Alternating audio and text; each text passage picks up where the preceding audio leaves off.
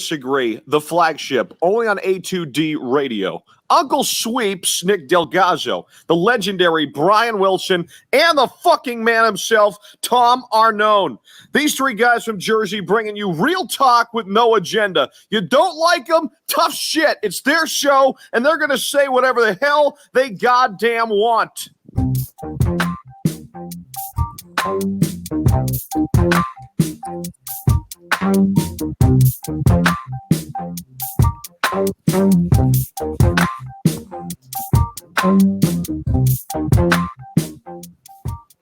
Welcome in, family. Agree to disagree. A little old school agree to disagree. Only here on A2DRadio.com. Bringing it back. We're all live from our own Real Talk Studios again.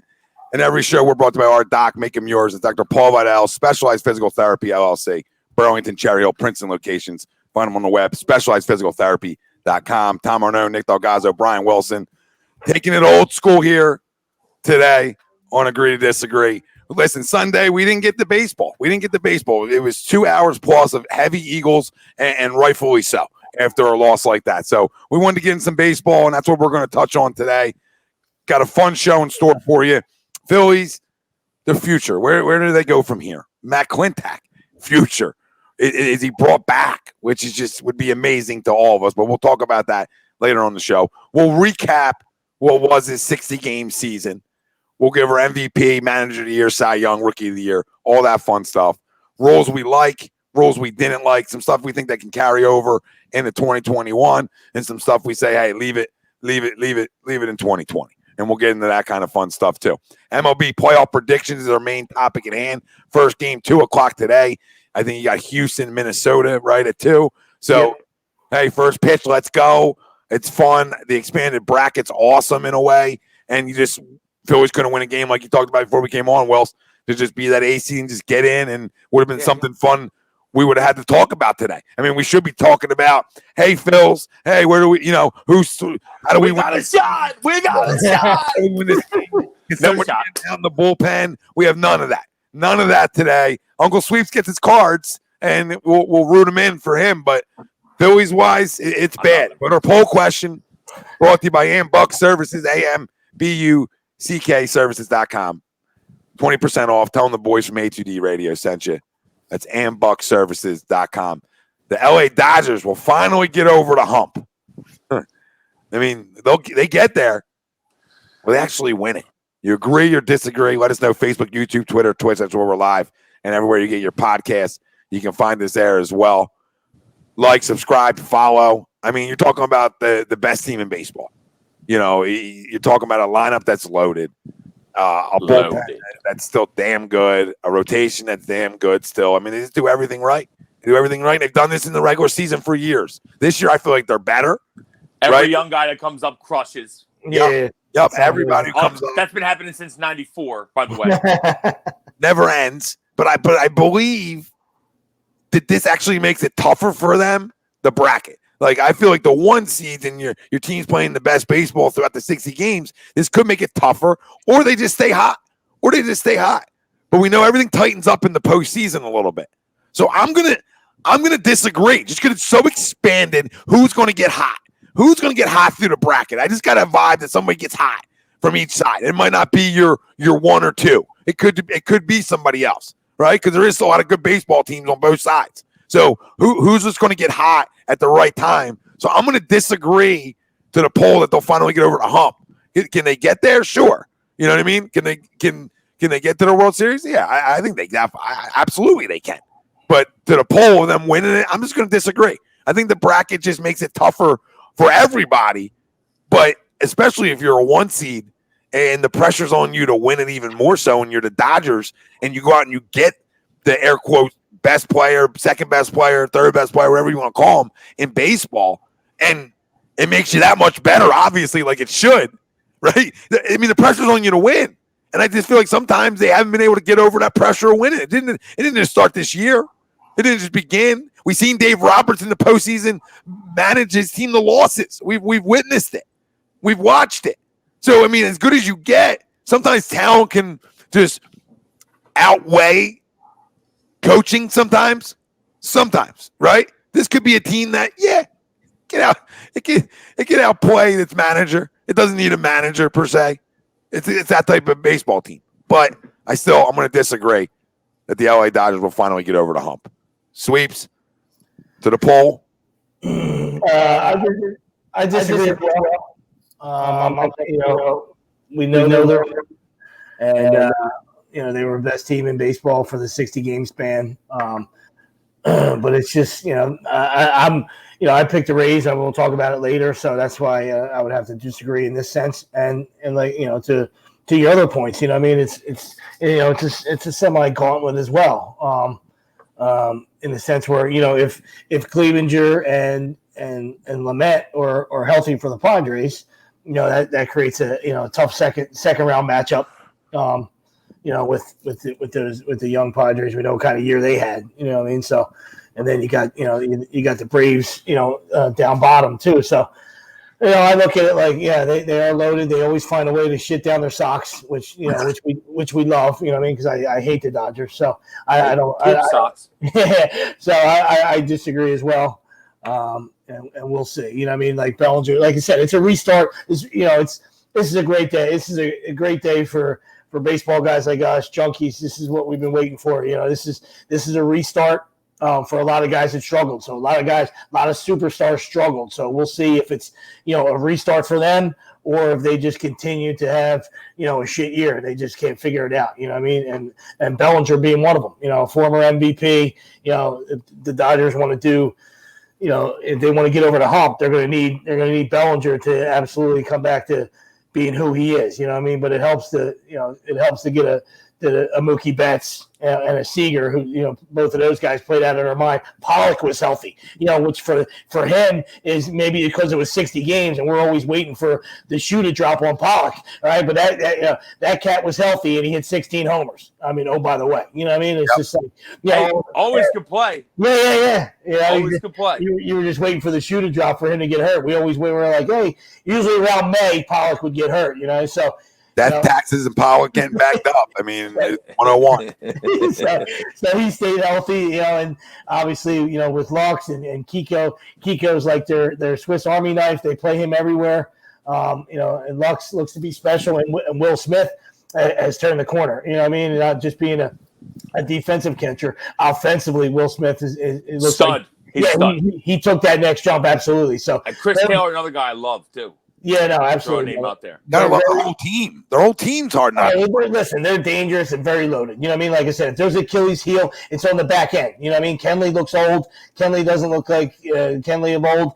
Blake Trayon has been horseshit. So those two guys have been horseshit. But then, like you said, they're so loaded. Gasoline Speedo's hanging back there too. That? Yeah. Everybody loves him now. Everybody loves him. He threw at the Astros. We love Joe Kelly. He stinks. I'm sorry. He stinks. But they're so loaded, like you said, it's almost like the next man up. So if depending what David Roberts wants to do, But Kenley's been horseshit. Trayon has been horseshit. But oh, by the way, they got Gratterall back there that throws like 115. So. They got guys. They just run them out. They find them. They find them. Jake McGee. So they can match up with you. They're very dangerous. Like I said, we'll see what Kershaw does. Playoff Kershaw and how they figure out the back end. But they're very dangerous. But yes, I will disagree. We'll turn it over to the big fella. I'm going to agree. I hate myself when I'm doing this, but I did say I think they're going to win it all. To me, I do agree with both of you, though, that the fact that it's 8 teams getting in and it's a 3-game first opening playoff series, that's got to scare every good team because fucking 3 games, you could blow a game and then, holy shit, I lose if I lose another game. So that scares you. But if not now, when? Really? If not now, when? That's what I'm saying. Their team is so loaded. Yeah. If you don't think you're going to win it now, when the fuck are you going to win it? Like that's just the way I think about it. Yeah. I like May. I like a lot of these young guys on that team. Fucking Rios comes up, he's raking. Will Smith's a stud. I just feel like they have to. If they're not going to win now, when are they going to win? And I don't want them to win, but when are they going to win? I don't know, Wells. I don't know. Yeah. You can't get more loaded than you are right now. Yeah, they're stacked. You look at them, you're like stacked. The whole team's stacked. The whole fucking lineup is stacked. The maybe fantasy starting draft pitching, team. maybe It's like a starting fantasy pitching is team. not great, but that was probably their weakest point. And it's still very good. It's just not great. I would say other teams have maybe a better staff, Yep. but the Braves don't. And I would say they're your toughest competition. I think San Diego's too young. I think I had the Dodgers getting to the World Series, and I think I have them winning it too. So I'm going to agree, because if not now, when? No, listen, it's a fair point. That's why I thought it would be a good poll question for today, because do they finally get over the hump? I mean, you went out and got the air quote top three player in baseball. Just makes your lineup even better, which is hard to do. Like, it was hard and he had a great year. Yeah, it was hard to get. It was hard to Corey get. Seager is a stud, finally healthy. Yep. It's hard to get better with that lineup's hard to get better after last year, right? Like they matched righties, they matched lefties. They had two different lineups that could match either one. It was ridiculous, right? So it doesn't get much better than last year. And then you go out and get Mookie Betts. So to your point, Wills, absolutely. Like, if not now, then when? Next year? Okay, probably. You'll still be maybe. But how many times do you knock it over the hump before you say, like, the Phillies over? I mean, not the Phillies, like the Eagles under Andy Reid in a way. Like, you're just never going to get over the hump. You're going to get there, but you're always going to be a bridesmaid.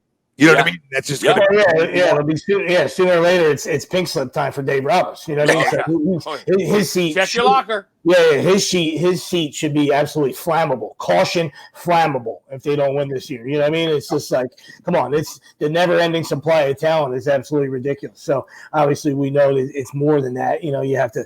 That's kind of why I love the Rays. You know what I mean? They're just a baseball team. You know what I mean? They're just grind you out. They're just a bunch of dudes. You know what I mean? But the Dodgers won 43 games and they had a lot of guys that were horseshit. You know what I mean? Muncy was under 200. Peterson's always under 200. And 170 for Josh, I think. You know what I mean? Belly didn't have a good year. Lux is under 200. So the numbers. They had a lot of guys. That struggled. So. And they still won 43 games. So it's very pretty scary and a nice luxury to have, Yeah, not a bad one to have. And that's why you're right. Hot seat talk is coming right up. You don't win it this year, in my opinion, your opinion, and I think everybody's opinion. How's it not? You know what I mean? So could see another big name manager out in LA get canned soon too. We just saw Doc Rivers get canned, and Dave Roberts could be following him out of LA. Because you can't win with this. You can't win with this. I don't know what you win with. I don't know what you're going to win with, buddy. It's like a fancy draft, that team. Like, you know what I mean? I'm like fancy drafted. And you're like, oh, good squad. You can't even get Bellinger and Mookie in a fantasy draft. No. So it's not a fantasy draft. They actually have a better team than a fantasy draft. It's true. So, all right, family, chime in to the poll. The LA Dodgers will finally get over the hump. Do you agree or disagree? And then we're obviously going to give our playoff predictions here, and we're gonna go through each team, and we're gonna say, like, what player, doesn't have to be a big name player, but what player needs to have a big series for that team to advance. And we'll give one for each team. I think that's going to be a good time, and we'll just sort of go over to what each team sort of, in a way, has to do to make a run. Is their biggest question mark too? Oh, okay. I mean? So I have some fun stuff in front of me that I can bring up for us that sort of each team has to do to, let's say, advance, or the biggest question mark that each team has. And I think we already all know that, but we'll get into it a little bit more. So if you guys want to go through and give our predictions, and each prediction we can give each that player for each team. So, and we can have fun with that. If you want to do it just like that throughout it. What do you guys think? Yeah, sure. Sweet.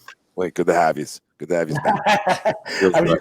I thought we were doing MVP and shit first, but no, because I think like the time to the poll question, you know what I mean? We're talking, we're in that conversation, so we can leave the recap, which isn't a big deal, to later on, and then I got you. And then we'll go to Phil's. So, all right, we'll throw the first team out there. Well, we'll go Dodgers. We might as well just go to 2:00. Oh yeah, we go Dodgers, or we just go to 2:00 game leading us off here. Yeah, you can do the American League first. Go ahead, brother. Yeah, do those 4 games. Yep. Dude, we'll take care of today first. Yep. All right, so Minnesota, Houston is the first game. Hold on, I got to pull it up on here. Yeah, what's the pitching matchup for today in that? That should be Berrios against Greinke, I would imagine. You know what I mean? It is Greinke on one end. I'll pull it up. Let you guys know in a second who exactly it is. Greinke, Maeda. Maeda, okay. Greinke, Maeda, okay. Kent has had a good year. Yeah, yes. Absolutely. Astros at Twins, game 1. Greinke, Maeda. Zinke. So what are you looking for? You want a guy now, right, from each team? Yeah, we'll give a guy from each team and then give her a team that, moves on. I'll start with the Twins. Like I said, like Wilson said, they had a down year offensively. They got great pitching all year. And they have the ability to lose the baseball. They didn't do it to the tune of last year's record-setting year, right? So we all understand that. For me, the key is Buxton. He's been way better offensively. He's we know he might be the best defender in the game, and he's already. Excuse me, I had to charger. He's already.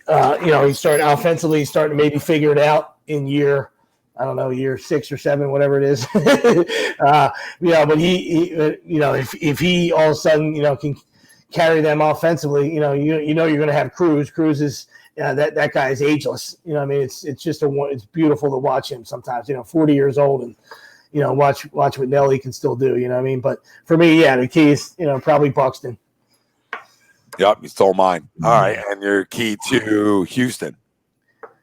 Like I said, they were, with the whole COVID short season thing, they kind of got off the hook, with the whole trash can thing, but all their stars were horseshit. So whether it was pressure, coincidence, or what have it, they just, they had a bunch of their pimps were numbers were down this year, so to speak. So, and the loss of Verlander's huge. Obviously, if he was there, I'd still, even if they had that kind of a down year, they're under 500. Only them and the Brewers are in with a losing record.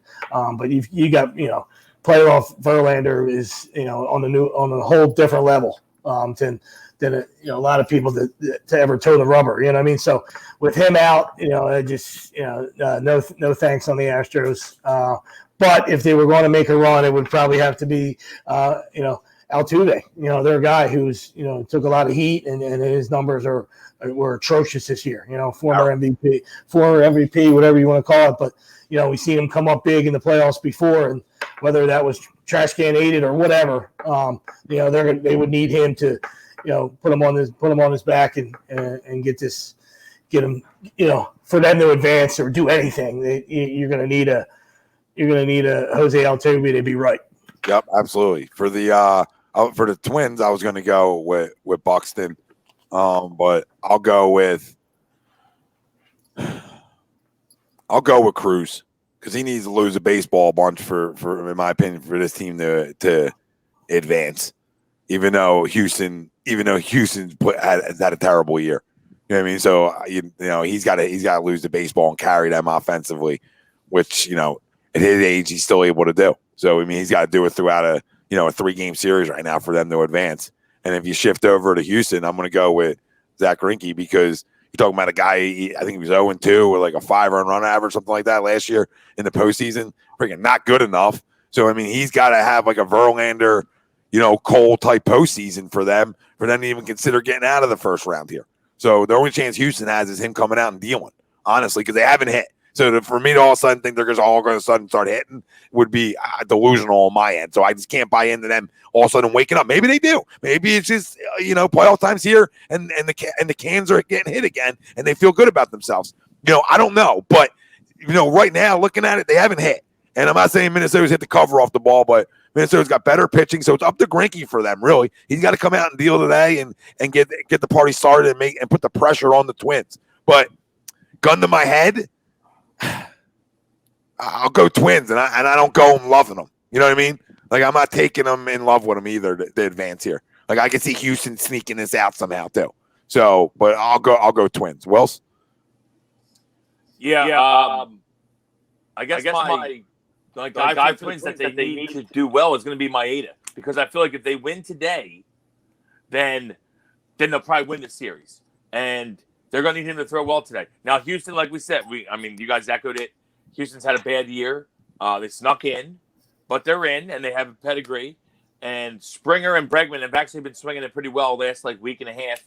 So I think Maeda is the key for Minnesota today. If he comes out and has a good game, he's had a very good year. And Minnesota can win the game today, I think they will advance.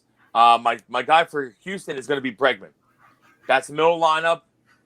He had a really bad start to the season. He ended strong. If he can get some big hits, and Sweeps kind of stole my Altuve because he's had a pedigree of having a great postseason career. And who knows, trash can talk. Altuve had the worst year of everyone, so who knows how bad it really is. But yeah, I'm going to go Bregs. I think Bregman has a big series. Astros win the series. If Maeda comes out and shuts them down tonight or this afternoon, the Twins will advance. My pick is Twins. They're definitely there. I mean, I hear you. And like to Tommy's point, they're going to need Game 7 Greinke from last World Series. Just without AJ Hinch making a bonehead move. Boys, how about this? The Astros this year, right, versus non-playoff teams. All right. So this year versus non-playoff teams, they are 4-13. They're 4-13 versus teams under 500. Sorry, under 500. Wow. 4-13. And they travel to Minnesota. That's 36-24. So doesn't look good on paper for Houston in this series. I mean, the talent's there. I got the two factors. The talent's there, so you can, will they turn it on or not? But the two factors for me that will always turn me off to the Astros is the Dusty Baker factor, and their back end is atrocious. Ryan Presley's been horseshit, and so those two issues right there would make me say, man, I mean, even if you figure it out lineup wise, good luck, because after Greinke, and then it's McQuellers, and then, you're going to need a Game 3 start. So that's the other interesting thing that we love. I like that stuff. Like it's, you like a deeper series, and it's cool, and all guys, get 2 starts, and, that's love that. But I like this, like Wilson alluded to earlier, it's scary. That 3-game set, there's no breaks. There's no, you can't throw Game 1 and throw Game 3. It's like, you need 3 guys, it's like tournament baseball right here. This is tournament baseball here. It's got a little March Madness feel to it. And I love it. Yeah. I love it too. Some of the comments in here real quick, and then we'll move on to the next game. Marius Reeder, Dodgers are the early 2000 Eagles. Yeah, I said that earlier. That's funny you said that too.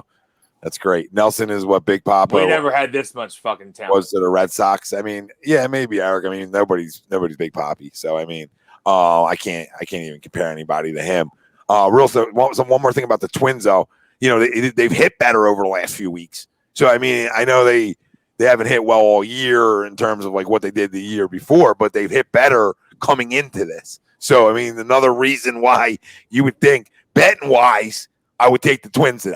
You know what I mean? Like betting-wise, Greinke in the postseason with Houston last year was atrocious, and obviously he was their 3. You know what I'm saying? So that's even worse than being like, a 1. Like the other guys are getting it done, should make life easier on you, not the opposite way around.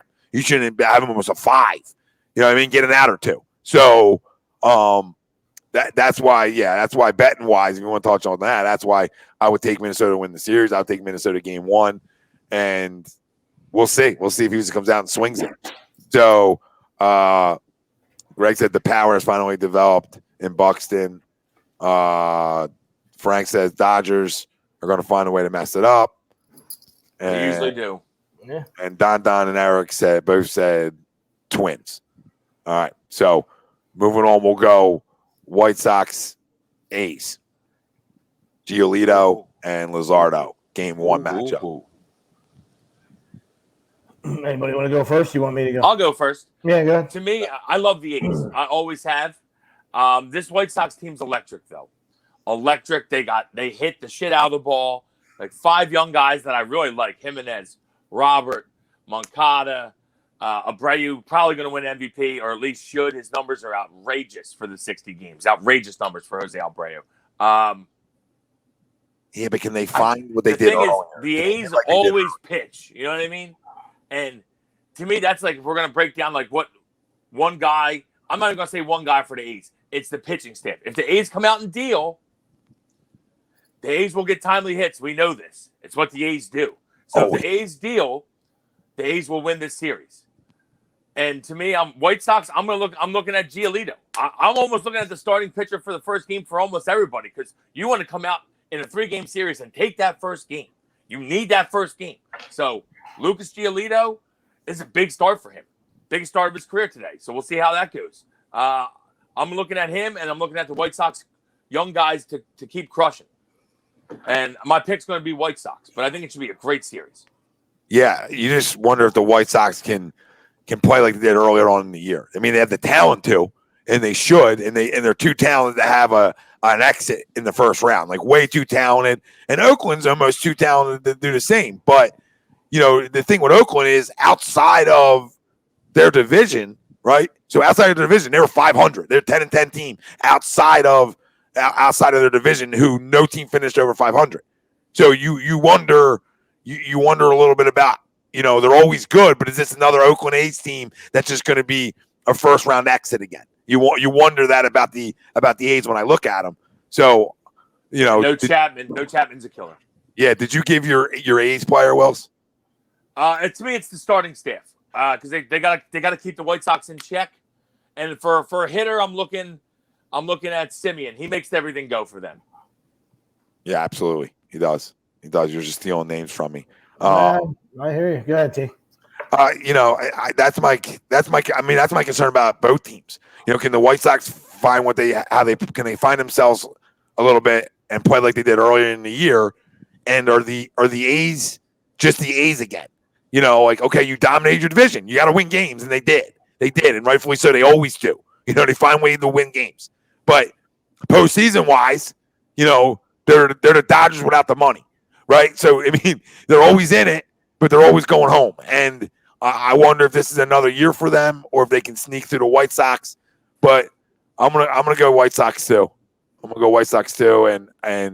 Giolito's the guy. I'm right with you there.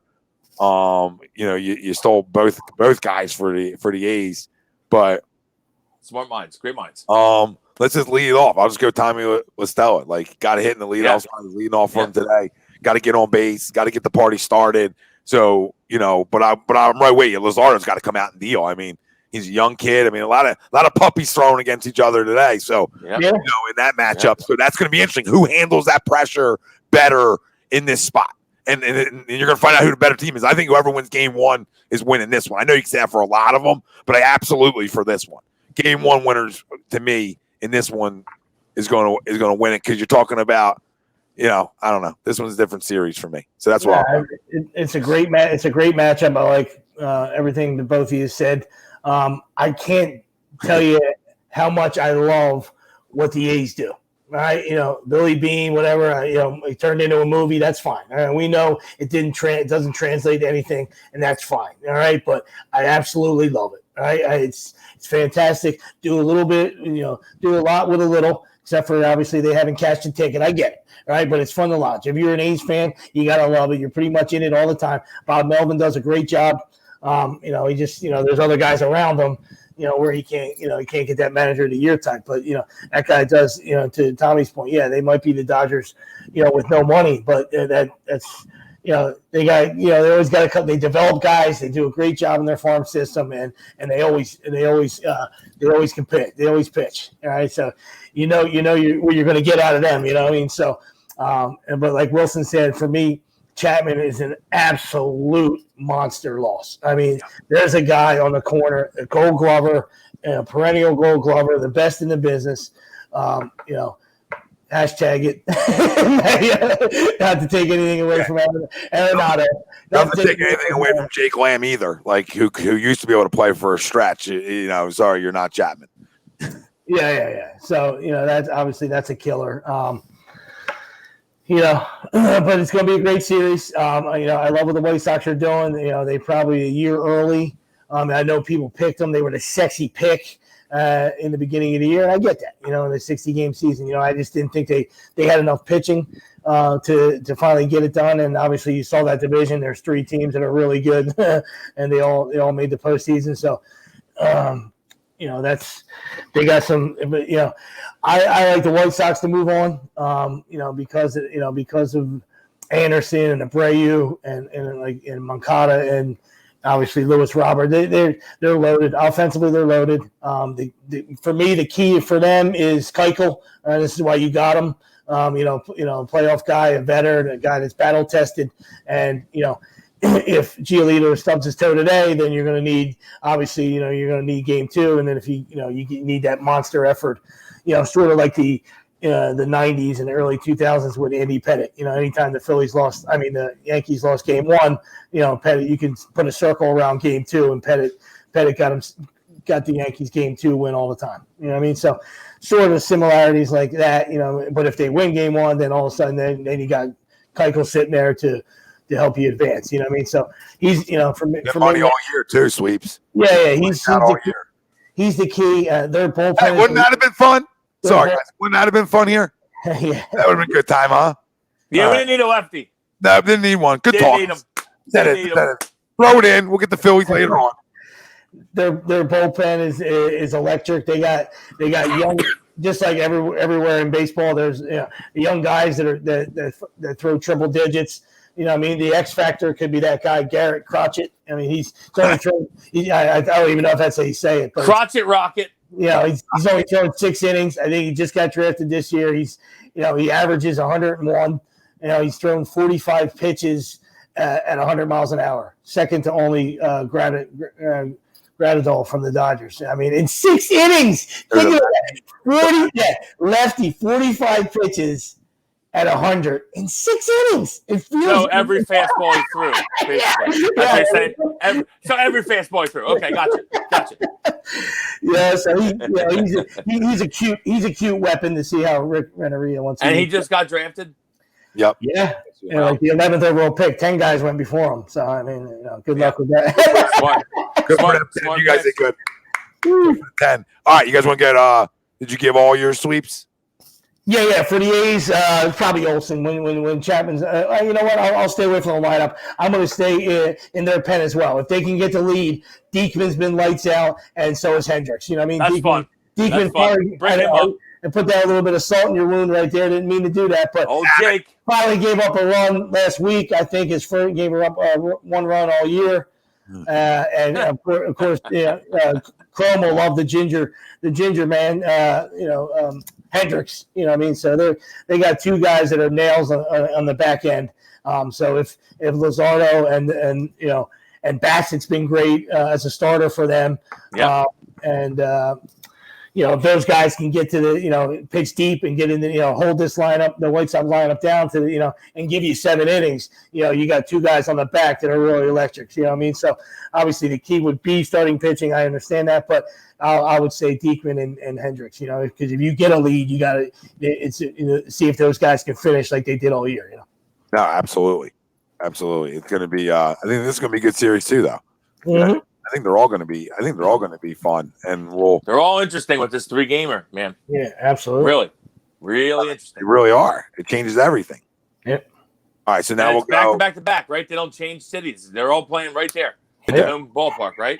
So bang, bang, bang, 3 days in a row. Bing, bang, boom. You could be out. You could be out real quick. Golfing Friday. All right, so let's go to Toronto at Tampa. I'll lead this one off, and you guys can go. We'll just keep switching it up. Well, let me go with for Tampa. The one guy, I'll go with my DM buddy. Mr. Snell. Blake Snell got a deal. He's got to be the guy he's been all year. There's other factors to Tampa. If Tampa scores over 4 runs a game, they don't lose. That's how simple it is for the Tampa Bay Rays. You score over 4, you don't lose. That's how it's been for them all year. It's an air quote simple process for them, and they find ways to get it done. And so it all starts with their rotation and their bullpen. You know what I mean? And he's the guy who's going to lead it off for them today. So to get out of this series, their main guy to me is Snell, and for Toronto, I'm just going to bunch the 3 kids together and say, are all three of them going to be productive? All three of them got to be productive, in my opinion, for Toronto to move on. So I'll go away from the rotation stuff for Toronto, but I got the Rays in this series, and I'm not. It's no shot at Toronto. It's a good young squad over there, getting better. Really do love the pieces they have, but for this one, the Rays are too damn good. And like I said, you score over 4 runs. They score over 4 runs a game. It's a wrap. It's a wrap. So it's been like that all year. They're that good at the little things. Everything that we can't do well, bullpen wise, they do well. Well, it's like the complete opposite. Yeah, it's Oppigate.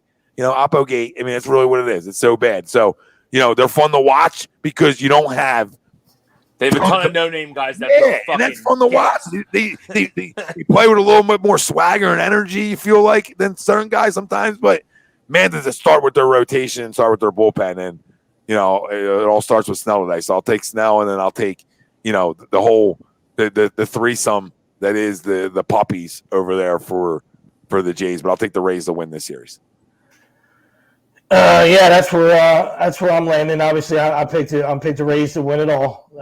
So I'm a big team guy. I mean, obviously, they're the sum of their parts. They don't have anybody that stands out, so to speak. I mean, they got a lot of great players. Don't get me wrong, but they're all in the big leagues. But Kevin Cash does a great job, and they've done a great job with with all the pieces they have over the years. But this just seems like a special year for them, a special team. They can plug and play. They got guys that can play all over the place. Joey Wendell, whether he's got to play second or third. Brandon Lowe's been a monster for them. Willie Adames had a great year, and then you obviously alluded to probably the best bullpen in the game, with Nick Anderson. And then to quote Kevin Cash, I got a stable of guys that throw 100 miles an hour. To go along with a pretty nice rotation as well. Former Cy Young winner in Snell, Glasgow, we all love, and Charlie Morton. Another guy that left Philly and found it. Chuck. He left Philly, threw 91 here, and then got through 91 here and got to Houston, and he throws 100. I don't know. I mean, started taking supplements with Verlander and Cole. Next thing you know, he's pumping 98. Yeah, a couple trash cans. Everybody gets juiced up. Got that good needle going. Yep. So they're very special. And if they get a healthy Yandy Diaz and the Choi guy back, if those guys can come back healthy, then that just adds a little length to this lineup. What's up with Meadows? Is he playing today? That's another guy I'd have to see. I'm not sure, but love me some Austin Meadows. He's been banged up. They got some guys question.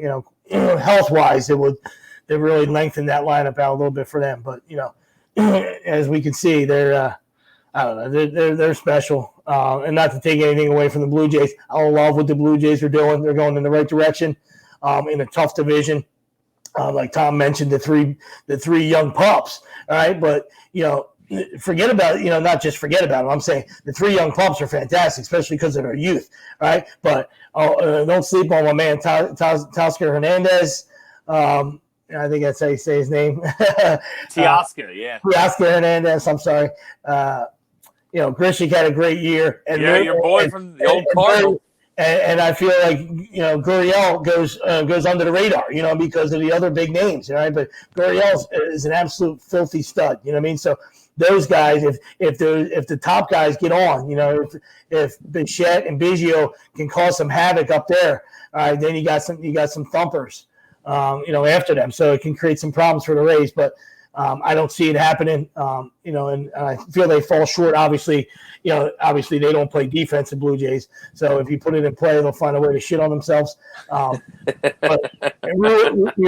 Ryu's been great, and Taijuan Walker's been great. You know what I mean? But their bullpen's worse shit. 100-mile-an-hour Giles is out. They got a young kid back there doing some, plugged in for them, but still. Nothing. It's a tough matchup. It's a tough 1-8 matchup. But credit to Carlos Montoya, for what the Jays did this year. Anybody who got in the damn dance this year. I tip my cap to him. Yeah, no, I hear you, brother. I mean, credit to everybody who got in the dance. Credit to y'all. Congratulations. I can't talk shit on any of you. Yeah, we ain't there. Even We for you ain't under there. 500 pieces. Even for you Astros that didn't get a bang trash cans. I can't even talk shit. You got in without banging trash cans, and we still can't get in. I mean, that's how ridiculously bad it is. You know what I mean? They don't know what's coming. They still got it. Yeah, so key for the Rays is like I said, you can pick anybody. I'll just land on Brandon Lowe for now. You know what I mean? Because he was their power guy. He kind of did it all for them there. He was their He's a stud, is what he yeah. is. He drove he was their 14 homers, drove in a bunch of runs for them. He was their guy offensively. So we'll see what else and as far as the Blue Jays for them this spring one, like I said, those guys up top would have to create havoc for three games and see if these other guys can continue the seasons they had. You know what I mean? So I guess I'll land on Gurriel for the Blue Jays if he can absolutely somehow take over a series and get some timely huge hits. They might be able to cause an upset. Yeah. Old Lords. Yeah. Wells? Old Lords. Who do you got? To me, it's the Rays. Kevin Cash is my manager of the year. I just love everything the Rays do. It's like you said, Sweeps. Some of their parts is just better than everybody else's. And they don't really stand out to you. Now they got some guys that stand out, but for guys like that make them go, I'll say is to me, I'm looking up the middle for them.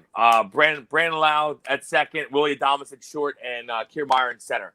Kiermaier makes every play fucking cannon. Don't run on him. Lowe and Adames make the plays, and they kind of lead the team. So, and especially with no Austin Meadows. I'm not sure if he's playing, but he's a big piece. If he's playing, they're even tougher. So I'm looking at that. Obviously, like Tommy said, Snell, Glass now. I think Tampa probably wins the first two games of this series. And nothing against Toronto. They're just not ready. They're young. To me, I guess you got to look Biggio and Bichette, and you guys got to get on base for them to have a chance in this series. Can they do that? It's a lot easier said than done. So I'm looking to Rays to sweep their way right past Toronto here. So Rays for me. Rays, nice. All right, so we'll move on. Cleveland, New York. The next big one tonight is Bieber, Cole. So we already knew that. Biggest game of the first games of every team though tonight. Bieber, Cole. 7:08 tonight. Sweeps. You can lead this one off. Yankees, Indians. Oh, man, this is a good one. It is. I mean, you don't want your hatred to get in the way. Because that's a dangerous Yankees lineup. And as we all know, it didn't take Joe Buck to tell you that. Captain Obvious. We all know that. I don't like their pitching. Obviously, their bullpen. It isn't what it could, was in years past, where it was like, hey, after 6 innings, it's automatic. Now it can be. I mean, obviously Chapman is Chapman. I just feel like Britton was horse shit. Chad Green's Chad Green. And I think they got one more guy out there somewhere. Octavio. Yeah, I'm sorry. Adam Ottavino. I'm sorry. Ottavino, yeah. So I mean, they still got pieces. Out there, to go along with that lineup. You know what I mean? But I just, like I said, I'm gonna pick the Indians here. Because Bieber's he's obviously the Cy Young. He's been the best pitcher in the game. Sort of like Cole was last year. All right, so I look for him to dominate today. And like Wilson alluded to earlier, you lose. If you grab game one and you beat Cole, all right, now all of a sudden. It's whoa time, you know what I mean? And I'll take my chances with Carrasco and Plesac, over Tanaka and Happ. I mean, I can't even believe that's, that Happ is pitching in the postseason, and now we'll probably throw a no-hitter, now that I said that. But, I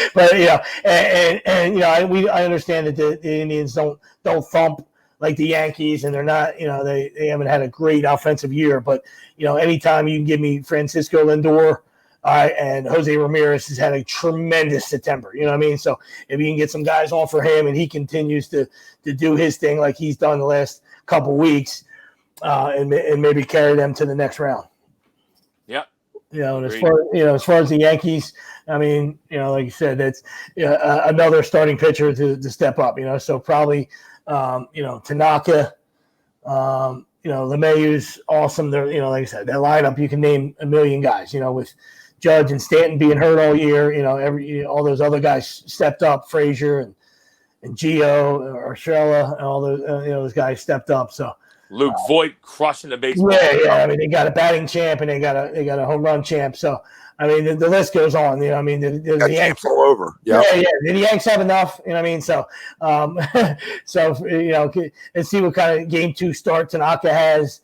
Another one of the starting pitchers, I guess, would be the key. Can somebody, we'll see what happens, especially if Cole stubs his toe tonight. Will one of those other guys step up? Yep, it's huge. Wells? Yeah, this is a tough one. This tonight's game is a huge game. Tonight's the one who could come out of it, but even more huge for the Yankees. The this Yankees could be your AL representative. You kind of got to get this game tonight, in my opinion. And I like the Yankees. I had the agree. Yankees going to the World Series, and I'm not going to back away from it. But if you're a Yankees fan, you got to be a little nervous. Brad Ryer, and you got to be a little nervous about tonight because you guys got to get tonight. Because I don't like the 2 pitching matchups after tonight. Carrasco, Tanaka, Plesac, Happ. Whew. I don't like that. That ain't good. You got to get tonight. Tonight's a big one. And I know they hit Bieber around last year, but that was last year. Shane Bieber's shut down this year. What, triple crown of pitching? Yeah. Fuck. He had most strikeouts, best ERA, I think most wins. I mean, dude was lights out. It's a big game. I expect I'm looking at Cole. I think the Yankees will hit. I don't know if they're going to hit Bieber, but the Yankees hit everybody. You know, Judge is healthy now. Stanton's healthy now. LeMahieu's a stud.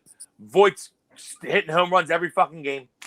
Man, talk about sticking the knife in. Yeah, let's see who who for the outfield is going to get some play, because like Gardner, I know Gardner's been there, done that, but Gardner hasn't hit the ball well, and a lot of the other guys have. Clint Frazier's hit the ball well.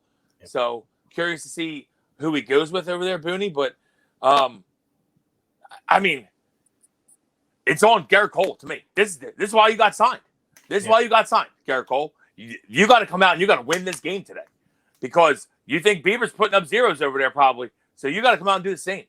And I'm going to pick the Yankees, but to me, the Indians could easily win this series. This is a tough. This is another one where the 3-game really scares you if you're the Yanks. It's a scary 3-game. And the Indians, I'm looking at. I know they're pitching. They can pitch. We all know they can pitch. Can you hit? Can you hit? I'm looking at Lindor. I'm looking at Ramirez. You guys got to hit. Can you hit? I'm looking at Caesar. Top of the lineup, guys. Can you guys hit? Because the bottom lineup don't hit at all. Naylor, Naquin, they don't fucking hit. So, top of the lineup, you guys got to hit. And you guys got to produce runs for you guys to have a chance in this series. Because you know the starting pitcher is going to pitch. Can the top of the lineup produce runs? Carlos Santana, former Phil. Can you produce runs? Yeah, him and Caesar have been great, especially on the defensive end. You know what I mean? On the right side of the diamond. They've been playing pretty good defense. But you can't run from that. You can't run from that. Can't run from that lineup. And I thought Sandy Alomar has done a great job with them. Tito's been out all year with health issues, and Sandy Alomar has done a great job with that team. So Sandy Alomar always been steady, reliable. Sandy Alomar always been. I'm gonna go Yanks though. Give me the Yanks. But it's a scary series if you're a Yankees fan. A bunch of Yankees fans get a little nervous right now. Have a couple cocktails before the game. Yeah, mine. My 2 is, how many times do they throw Bieber in this series? If it goes straight, does he come out and throw 3-4 innings? No. I mean, that's been a conversation I heard this morning. Would they even dare throw him in on game? 1 day rest? I mean, that's an aggressive move for anyone. No, that's why I brought it up. Because I heard him say that. Plesac's been dealing though, and Carrasco's been dealing. Yeah, that's why I brought it up to you guys, because that's what they were saying. Because you throw twice, I don't know how you do that. You know what I mean? Well, whoever was saying that, did they know that that's 3 games in 3 days? Because if they did know that, someone should have slapped him as soon as he opened his mouth. So 180 pitches in 2 days, or 2 days essentially. He definitely ain't starting on 2 days. Maybe you might jump him for an inning late, Maybe. And then that's even an aggressive move. That's what I'm saying. Without 1 day, without like any kind of break, you know what I mean? So that's why we talked about tournament baseball, and it's exciting and it's awesome, you know what I mean? Because you can't just have one guy, you know what I mean? Now, if you had just like 1 day off, if he just had like 2 days after he started, then he might be able to give you 1 or 2, you know what I mean, or a batter here, because just like when guys like might be a bullpen day for a guy, he's like, hey Skip, I'll give you 30 pitches. Yeah. I'll give you 3 hitters, you know what I mean, because of the new rule, you know what I mean, but not if he goes today, he goes 100, 110 today, let's say, in a W, he's not coming back Thursday, you know what I mean? That's just no chance. No, not at all. That's why I thought it was funny. Yeah, no. You're gonna say them. I mean, I don't know. People are dumb. Appreciate you asking us, and we're here to talk jackass. We're here to talk jackasses off the ledge. 3-game set and 3 days in a row. You can't use your game 1 starter again. Yeah. Not to mention he's probably the best pitcher in baseball in 23. Ain't going to try to ruin that arm. Nah, if you don't get him on the first a clue. You don't get him the first. Yeah, if you don't get him the first time, you're definitely not getting him the second time. Going off a 90 in a day, or 100. So for the Indians, yeah, I mean, it all like Wilson was saying, everybody's saying it all starts with Bieber. If he wins game 1, and it just sets them up to win the series. The other 2 arms are better than what the Yankees are going to throw out there right now. But the conversation comes: did the Indians hit enough? I don't know. That's the big thing. Can the Indians hit enough? I think they do. I mean, they're the team I had coming out of the AL. So I'm with you, Wells. Like, you had the Yankees coming out. Why had the Indians coming out? Just so happens that we got the 2 teams that are playing each other first round. But like you get to be wrong early. Wins bullpen. Yeah, go ahead. I'm sorry, Will. Good. My bad. What were you saying, Sweeps? I was just saying, like we talked about earlier. I'm sorry. It's a restart. You know what I mean? So that's a beautiful thing. You know what I mean? I can't wait to see if some guys that obviously have had a track record of obviously, being good with the stick. Will they answer the bell? You know what I mean? Or will they can just continue to be horseshit? And it just was one of those years where they didn't figure it out. They were on the struggle bus from the opening pitch to. And it was only 60 games. We should say, but it's like a little slightly more than a third of a season that we've played here. So you guys usually would have time to rebound. No rebound time this year. Yeah, I agree. But that's at least 2 months in though. So even like you said, if it was regular, maybe like June 15th, right? Yeah. Oh, with the technically. So with the yeah. They allowed the fewest amount of runs, per game, but they've also scored the fewest. So, what's going to prevail for them in this series? And you would assume, you talk about postseason baseball, arms, are really the key to it usually. So we'll see if that pays off. So, I'm going to go Indians, and obviously their rotation. And when it comes to the Yankees, can you outmatch them? You know what I mean? Can you outmatch them? And that's going to be the big question mark. And your game 2 or etc. game 3 starters, can they hang? Can they keep you in it? That's going to be the big question marks when you talk about the Yankees. But for me, the guys over there is, I don't want to put a whole lineup in there, but I think it comes down to LeMahieu and Voit. I mean, did they hit like they did all regular season? If they hit like they did all year, you would think the Yankees move on, that they can get enough, they can get enough out of their rotation to move on and just out hit the Indians. But I'm going Indians, and they're my team coming out of the AL, so I feel like I'm sort of stuck having to go with them. And sometimes you live and die by the thing you do, the thing you do outstanding, right? And the thing the Yankees do, not just hitting, they leave the yard, right? The Yankees, they hit home runs, you know what I mean? So you live and die by that, you know what I mean? If the Indians can keep them in the park, can they do enough? We know they're not going to play small ball. It's Aaron Boone. We've seen it, you know what I mean? So they're not going to play small ball, you know what I mean? They're not really going to steal bases, you know what I mean? They want to thump you. They want to assault you, you know what I mean? So can the Indians keep them in the yard? And I think obviously that's a key, you know what I mean? But make no mistakes about it. This would be a monumental upset. Don't let the seeding, the little 4 or 5 thing, fool you. You know what I mean? This was a Yankees-Dodgers World Series, on paper, in the beginning of the year, 60 games or 162. You know what I mean? So if the Indians get this done, all right, or somebody else in the next round gets it done, it's monumental. All right, don't let any Yankee fan tell you any different. You know what I mean? If you don't get there and you don't cut it down, it's a disappointment. Absolutely is. Absolutely. All right, so let's move on. We'll go to the next one. Cincinnati, Atlanta. So now we're all into the NL. NL talk tomorrow. And they were all your AL games for today. So get your money in. Follow our lead. Well, Cincinnati, Atlanta, you can lead this one off. If you're an Atlanta fan, you got to be nervous about this 3-game set. That's the first thing I'm going to say. Listen, Atlanta has crushed the baseball all year, but they haven't really thrown it, and they got a lot of guys hurt in the pitching. You're looking at your lineup, and you say, can you crush this? Now, the NL version of the Indians really is Cincinnati. Cincinnati doesn't really hit. And isn't that real quick? Isn't that funny? Because they drove the baseball last year a lot. Yeah. I feel like they lost a lot of baseballs last year. I mean, maybe I was wrong, but I feel like they lost a lot of baseball last year. This year, not losing many baseballs like they did. Yeah, Suarez did not have the year he had last year. But Derek Dietrich hit a bunch of homers last year. He's not on a team. But to me, they got like 3 guys. Like I'm looking at Castellanos, I'm looking at Moose, and I'm looking at Votto. You guys got to hit. You got to produce. You're going to hit in the middle of the lineup. You got to score runs. Because you're gonna pitch it. Bauer's been lights out. Sonny Gray's been lights out. Cincinnati throws it. So if you're Atlanta, you're a little nervous. You're a little nervous. And for Atlanta, I'm looking at my guy who I love. I wish he was on any other team, but Freddie Freeman. Freddie Freeman's an absolute stud, and Freddie Freeman's got to carry him here. Obviously Acuna, you got Albies, you got a bunch of other guys, and Ozuna's had a monster fucking year. Marcell Ozuna. Sorry, Sweeps. Yeah, I wish you could see me right now.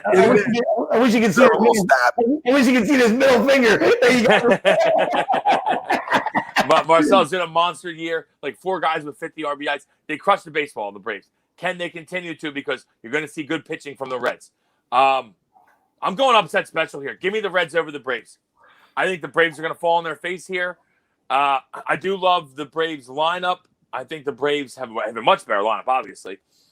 But the Braves have struggled, really struggled to throw it. I think the Reds are going to get some timely hits. I think the Reds are going to really pitch it. And this 3-game set is going to be the detriment to the Braves, and the Reds are going to advance. Give me Cincinnati. All right. Sweeps?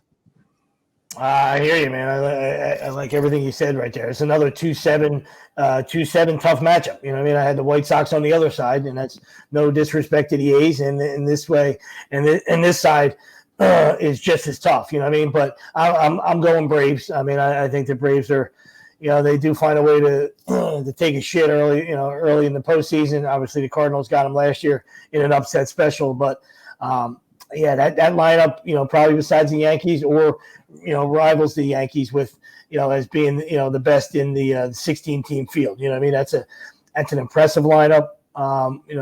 Can't say enough good things about Freddie Freeman. Ozuna just missed the Triple Crown. I know it's 60 games and whatever it is, and it might kill me to say that, you know what I mean? But he's been an absolute monster. You know what I mean? 330, I think 338, 18 and 56 or something, 77 hits. Second in the league to Trey Turner with 77 hits.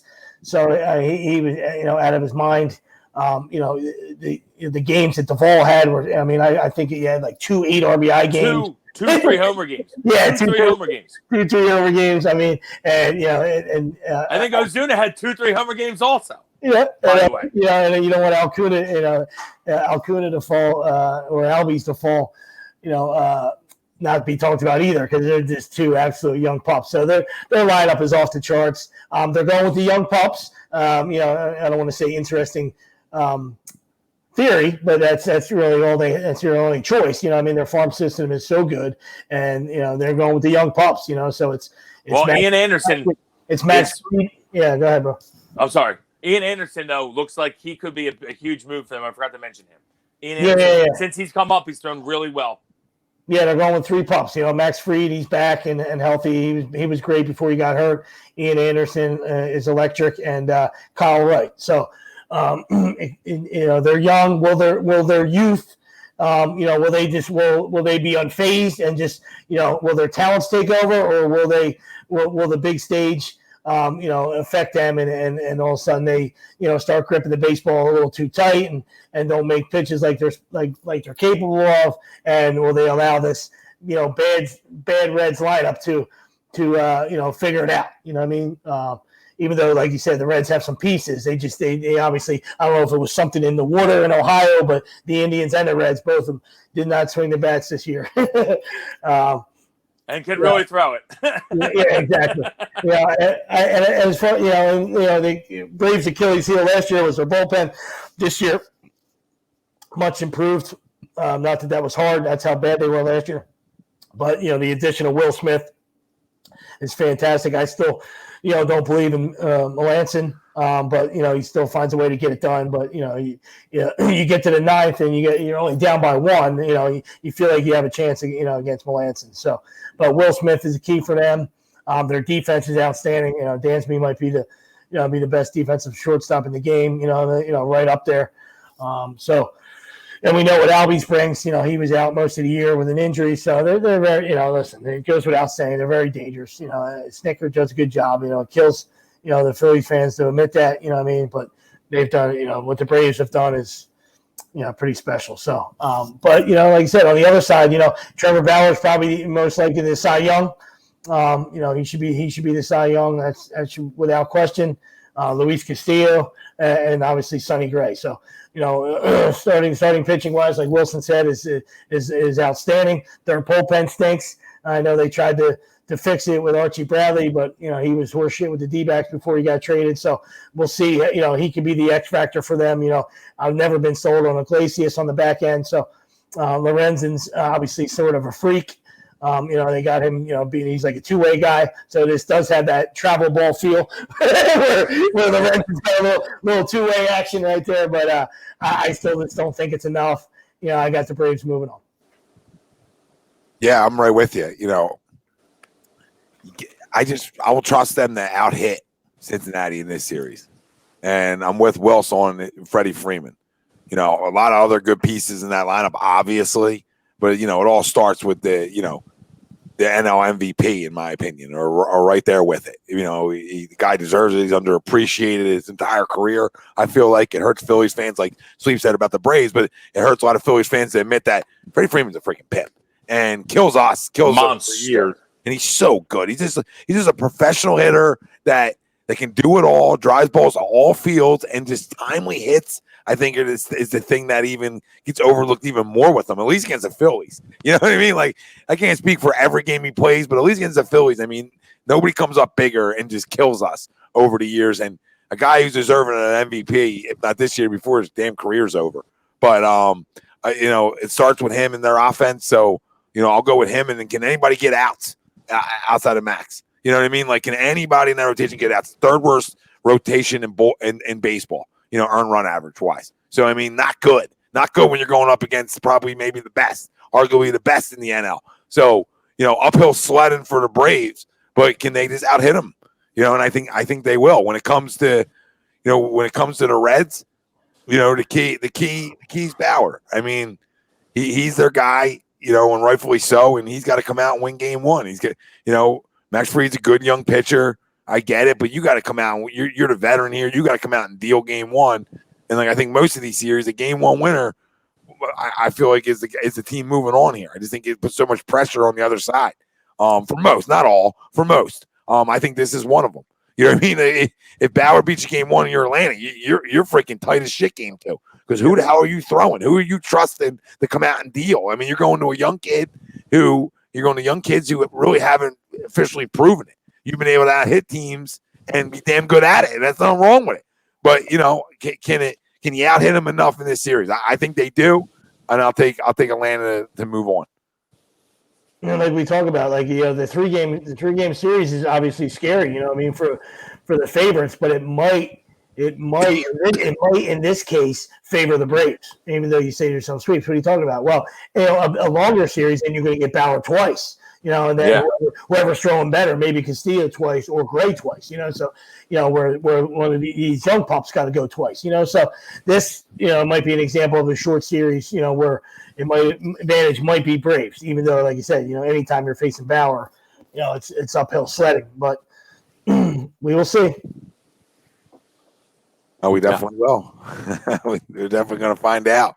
And then we got Miami at Chicago. This is an interesting one too.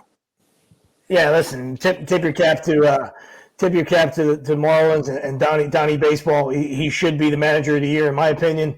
Everything they went through, I mean, nobody had any inklings of the Marlins to be any close to this. I don't care if it's 60 games, 100 games, 80 games. Nobody gave the Marlins a sniff, and I'm not saying I did either. You know what I mean? So they were supposed to be the doormat of the NL East, of air quote, a good NL East. All right, they were the doormat, and they had that the COVID thing in the beginning of the year, and Donnie just kept just to keep that team a bunch of young guys, and for Donnie Mattingly to keep them. Keep that ship steering in the right direction. I mean, just you tip your cap to him when he better get manager of the year.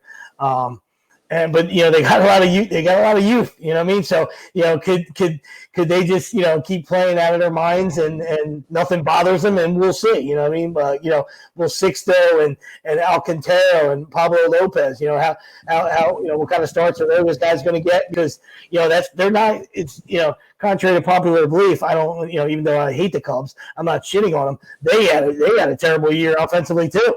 You know what I mean? The one thing the Cubs did this year was pitch. You know what I mean? Like they didn't hit it all. Yeah, they did it all. You know what I mean?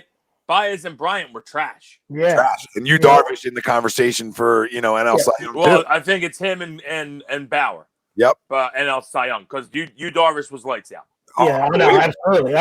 Listen, Hendricks is a paper boy. He's a poor man's Maddox. Lester is postseason battle tested. Even though you could steal 30 bases off him, he's postseason battle. Alec Mills threw a no hitter. You know what I mean? So their staff is, their starting rotation is lights out. I don't like their back end. Kimbrel's 100 years old. He doesn't scare me anymore. Jeffries did a good job for them. But I don't really like their pen. But they've been here, done that. So will they figure it out? Offensively.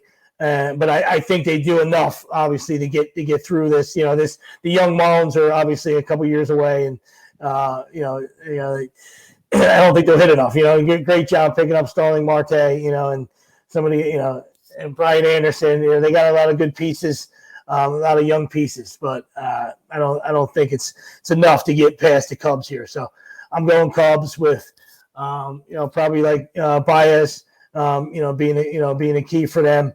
Like you said, he didn't have a great year offensively, but he's a guy that can carry you to a playoff series or two, especially defensively. We know what he can do, but he can get hot offensively and all of a sudden, have 4 hits, 2 homers, 5 RBIs and carry them. You know what I mean? So, and for the Marlins, that starting pitching, can the young guys, can the young guys just play like it's a sandlot, like it's sandlot out there, you know what I mean? And there's no pressure on them, so can these young guys just go out and keep playing, it's the same game, 60 feet, if Gene Hackman showed up, he would show up, he would measure the rubber to the home plate and tell the young Marlins that it's 60 feet, 6 inches. And it's still 90 feet to home to first. So, it's the same game you've been playing all year, even though it's playoff time. So, curious to see. I guess I'll just go with the youth of the Marlins, see if all the young guys can continue just to play, without any pressure, and see if somebody can step up. Yeah, Pove says 153 roster moves in 60 games makes the playoffs. Truly remarkable, especially coming off 100+ losses for the Marlins last season. Yeah. And I'll go. I'll just go the other way in this one, and I'll take the Marlins. Cubs have played down all year. You know what I mean? Cubs have played down all year. Miami's played above expectations all year. I like what you're saying, Sweeps, about there's maybe being young does not know any better. right? A guy who's going to knife us, Sixto Sanchez, is he deal in his start in this series, right? I mean, he's been electric every time out. So is another knife in us where he comes out and deal. Does Jorge Alfaro have some big hits in this series? I mean, their lineup, Starling Marte's a huge addition to their lineup, which makes them actually like more of a fighter's chance of a lineup than before. Absolutely. So I like them a little bit. I hate to say it because it's another NL East team, but I like them. They're tough. And you're right. NL Manager of the Year should be Don Mattingly. Another hell of a job there, and they got a lot of young pieces. So I like the Marlins a little bit, and I'm going to take them to essentially upset the Cubs. And for the Cubs, it comes down to your starting pitching. Can your vets mow down a young Marlins lineup and a young Marlins team? And that's what you should be able to do. And can like you said, can Baez and Bryant, can they hit? Do they wake up in the postseason? We're talking about the Astros guys waking up in the postseason. Well, do these two wake up at all in the postseason? That's the keys to both. But I'm gonna take Miami in the upset, and I want to say let's go. Let's go to them. I'm gonna join you too. I'm gonna take the Marlins too. I don't really have any reason why. It's just I don't like the Cubs, and I think the Cubs have played down all year. Lester used to be a great postseason guy, but Lester's been shelled all season. I think he's a shell of his former self. I don't think he's going to throw well. I do like you. I think you will throw well, but it's got a weird. I like feeling. You too. Yeah. But I feel like you too. I feel like the Marlins are going to get it done. Like, they're not going to advance past this, but I just have a weird feeling the Marlins are going to knock the Cubs out. So I'm going to go with the Marlins. But if I'm looking at the Cubs, I'm looking at Rizzo, I'm looking at Bryant, I'm looking at Baez, like everyone said, and you guys got to get some hits, knock some runs in. Schwarber, another guy. They didn't hit the ball enough this year. So we'll see how it goes in this 3-game set here. But I'm looking at the Marlins. I like the starting pitching. I like Alcantara. I like Lopez. I like Sixto. I mean, they always throw good against us. So get it done against the Cubs. Why can't you? I like Don. Give me the Marlins. Love to have it. Love both of these to be right because I hate me some Cubs. You know what I mean? But and Marlins got a couple veterans, like you said, wrapped around that youth. You got a couple veterans, professional hitters, and Corey Dickerson and Aguilar. You know what I mean? Guys that are right. Guys are professional hitters. So they can lose some. They'll lose. Yeah, absolutely. Yeah. They're playing with house money. So I like Starling's played really well since he got there. I like where both of you are coming from, and I love to see it. I just don't know if it's enough. You know what I mean? But yeah. And if you're a Cub fan, you like to see Jason Hayward. You know what I mean? I've never been a Jason Hayward guy. No bitter beer face, nothing like that. But maybe earn just a portion of your paycheck one time. You know what I mean? Like $180 million. Maybe have a series one time. That's all. Jay Hay. So moving on, we'll go to another, we had talked about the Dodgers earlier when we started the show, and I'm saving sweeps as Cardinals to last. I know Chrome's in here chiming in, so Chromer waited out. We'll get to that series in a minute. Pump your brakes, Chromer. Milwaukee at LA, and the two. I mean, the key for the Dodgers is, do you just continue to mash, right? Do you continue to mash? I mean, do your big stars continue to mash? I look at Betts as Betts have a big series, and Bellinger, your two big guys have big series, and I mean there's so many big guys on the team. Like the whole lineup. I mean, do you continue to mash and play the baseball you're playing all year? I mean, the key is Kenley in this series, though.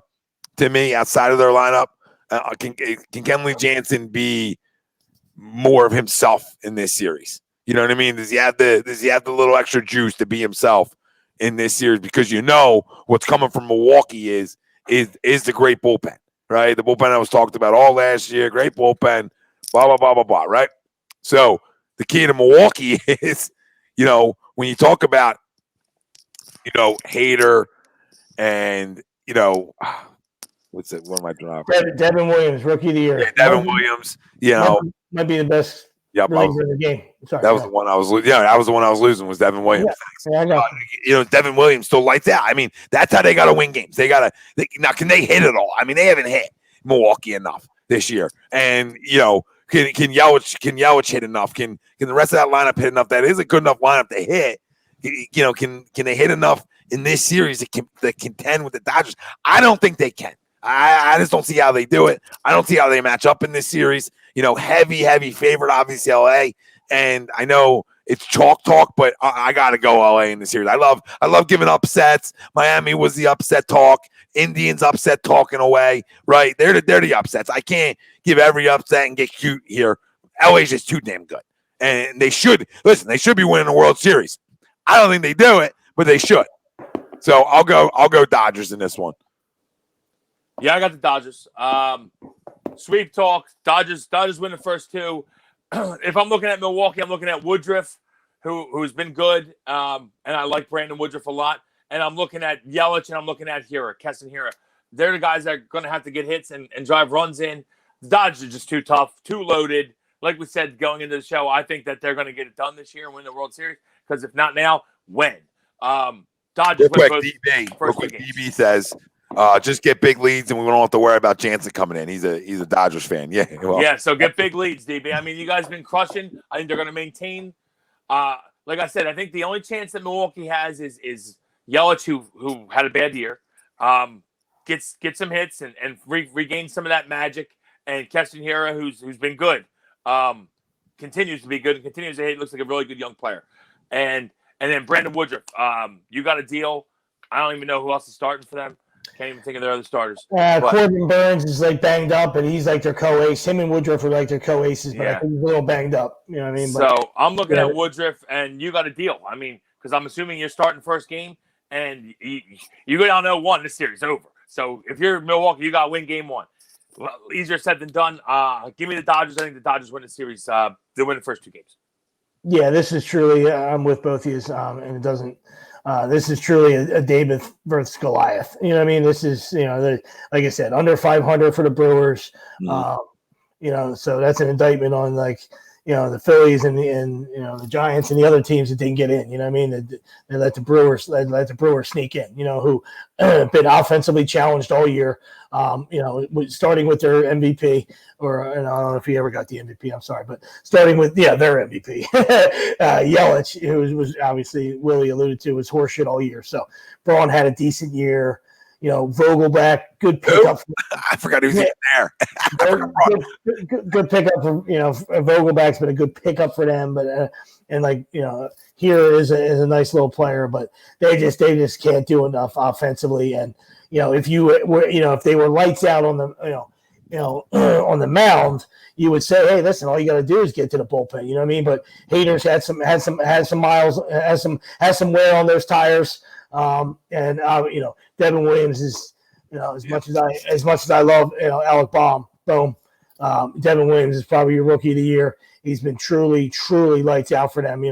He get up to 96, 97 with a Bugs Bunny changeup, and he's absolutely been electric for them. You know what I mean? So we'll see how Counsell uses them, but I don't really feel that there's going to be any way for Counsell to use them special like in years past, where Hader came in the fourth inning. You know what I mean? It would have to take something like that for Counsell to get cute, and then you would need 3 innings out of him, in the middle of the game somehow. You know what I mean? Where we're in the third, and fifth, sixth, and seventh, and then what? And then you need Hader to throw the eighth and the ninth, and then you're fucked for game two. So even if that got you one game somehow, then those two guys would be down for game two. So they're fighting City Hall here. It's an uphill battle. We know that the Dodgers are uber talented, so don't need to even extend this conversation any further. This is a Dodger jog in 2. Chalk talk. Yeah. All right, Sweeps. Now we're gonna get into it. St. Louis at San Diego. I mean, all I would say is, like I said, I'm sure Chrome's got his Homer hat on. All I would say is, hey, listen, don't sleep on him. You know what I mean? This could, it's especially, I'm saying if Clevenger and Lamet are hurt, that kills the Padres. But then you still got Paddock and Zach Davies, two very capable arms. If those two guys can't go, and their bullpen's been good all year. Slam Diego, we know they were a sexy team all year. We're exciting to watch, et cetera, et cetera. Now, And Manny Machado has had an MVP September. Yeah. He's I was gonna say Tatis kind of fell off a little bit. Yes, Tatis was the MVP for the first month and a half, and he's had a terrible September. Him and Hosmer have slumped. Machado's been great. Grissom's been great. So, the lineup, obviously, Cronenworth was a rookie of the year for a month and a half as well. He's had a horrible September as well. So, listen, they're not, it's not a juggernaut, but this Cardinals lineup is heinous. It's fucking heinous.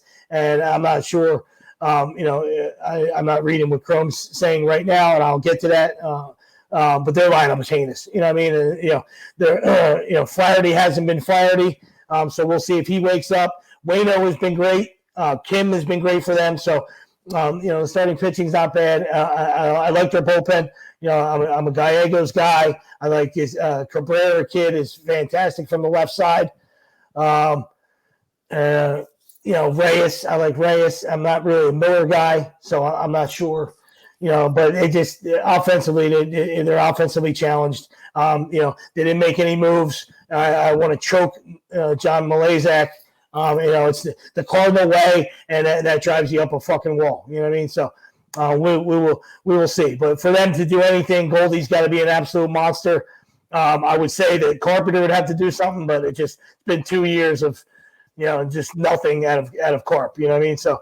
But if Goldie could, put them on their back and maybe carry them, we'll see. Maybe they could have an upset, but I don't see it. This is the Padres advancing for me. It kills me to say that, and I'll still be yelling at the TV and screaming my lungs out. But I think the Padres are too good here. Don't disagree, Wells. Yeah, I'll take the Padres as well, but. I mean, listen, St. Louis battle-tested squad, so I will say that they have a shot. They got a puncher's chance, obviously, but like Sweep said, lineup's just not good enough. And San Diego really hits, and they can throw it a little bit. I don't know if Lamet or like Sweep said, I don't know if Lamet's pitching or Clevenger's pitching, but they can already throw it a little bit with Paddock and with Davies, and they can really hit. And Tatis was MVP for the first half of the season. Machado probably second half, and Machado's probably going to win MVP, I would think, in the NL. I'm going to go San Diego, but I do think that it's going to go 3 games, and I think that St. Louis has a chance. They got a shot. To me, if I'm looking at St. Louis, I expect Goldie to hit, so I'm looking at like O'Neill and Edman, who will probably hit in front of him, I would assume.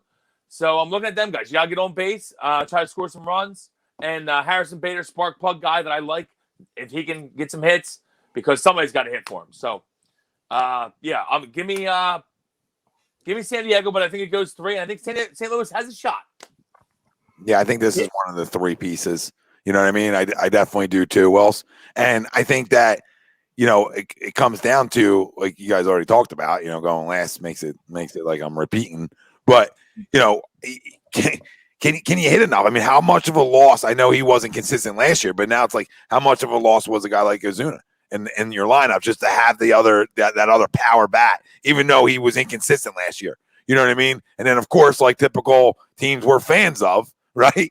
Like, guy goes somewhere else, and now he's more consistent. And it's goes to the Braves. If you're a Cardinals fan, if you're a Phillies fan, you're like, screw you, because now you go there and you hit. Now you want to be Uncle Consistency, so you want to come back in the division and shove it up her ass again. And as a Cardinals fan, you're like, where was this last year on a consistent level, right? It just wasn't. And I think that power bat hurts their lineup, and it's probably some of the reasons why they had the fewest home runs in baseball at 51. So, I mean, they haven't hit the baseball out of the ballpark enough.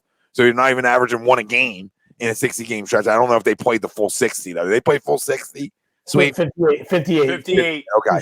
I knew they were one of the teams that was under it. But, yeah, can they hit enough? But I still think, they're tough. Like Will said, they're always been a tough team. They're going to force it 3. I love the Padres. I mean, I just love Fernando Tatis that much, another NL MVP candidate, and rightfully so. It's just everything he's done for that ball club. We talked about it on Sunday a little bit. Hosmer's a winner. Do I love their starting rotation? I don't love it, but I like it. And it has to do with them 2 guys being healthy, but I like their rotation, and their bullpen is solid. It is solid, and it's a pitcher's ballpark, which could could play favor to St. Louis a little bit in this way too, right? A team that doesn't hit the ball at the ballpark a lot. There's a lot more gaps there, things like that. So I mean, it could play to St. Louis's favor a little bit and play to both pitching staff's favor. But I'm gonna go San Diego, and the guys for St. Louis that need to play well in this series is obviously their big money guy. Like Sleep said, I mean, Goldschmidt's got a hit, and can Matt, a lot of refining themselves, but can Matt Carpenter find himself? They got a hit. So them two guys got a hit in this series for them to be able to compete. I think it starts with them guys as their veterans, and then obviously I think they're, outside of Flaherty, they pitched okay. I mean, I don't think they pitched bad this year. I mean, I sort of carried them in.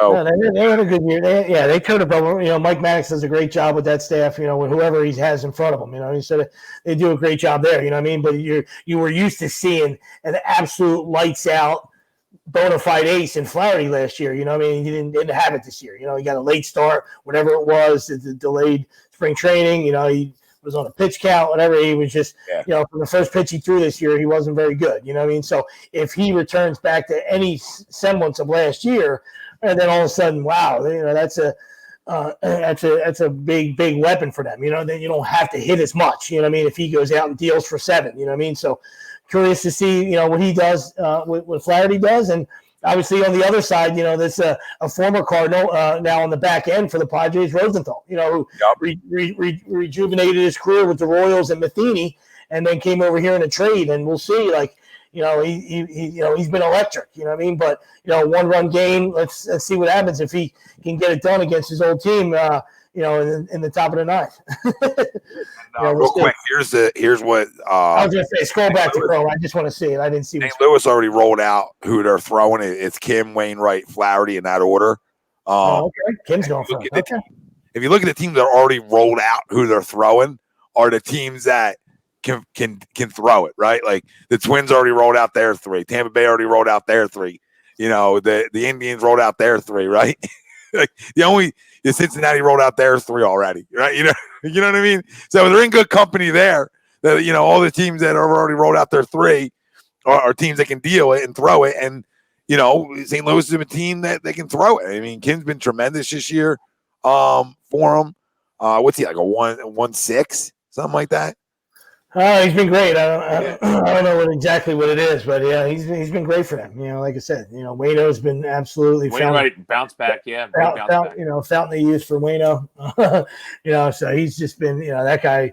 What he's done for that clubhouse and that organization is just, you just tip your cap to him. You can't thank Waino enough. You know what I mean? So I'd like to see him throw well in game 2, and keep him in it and see what happens. You know what I mean? But we will see. Crum says they don't hit enough. They play double headers and lose 6-0, then win 9-1. It's mind-boggling. Cards' offense isn't consistent enough to win this series, but they're not a complete David versus Goliath matchup. Well, you can say that they're tough because they're tough. I agree with that.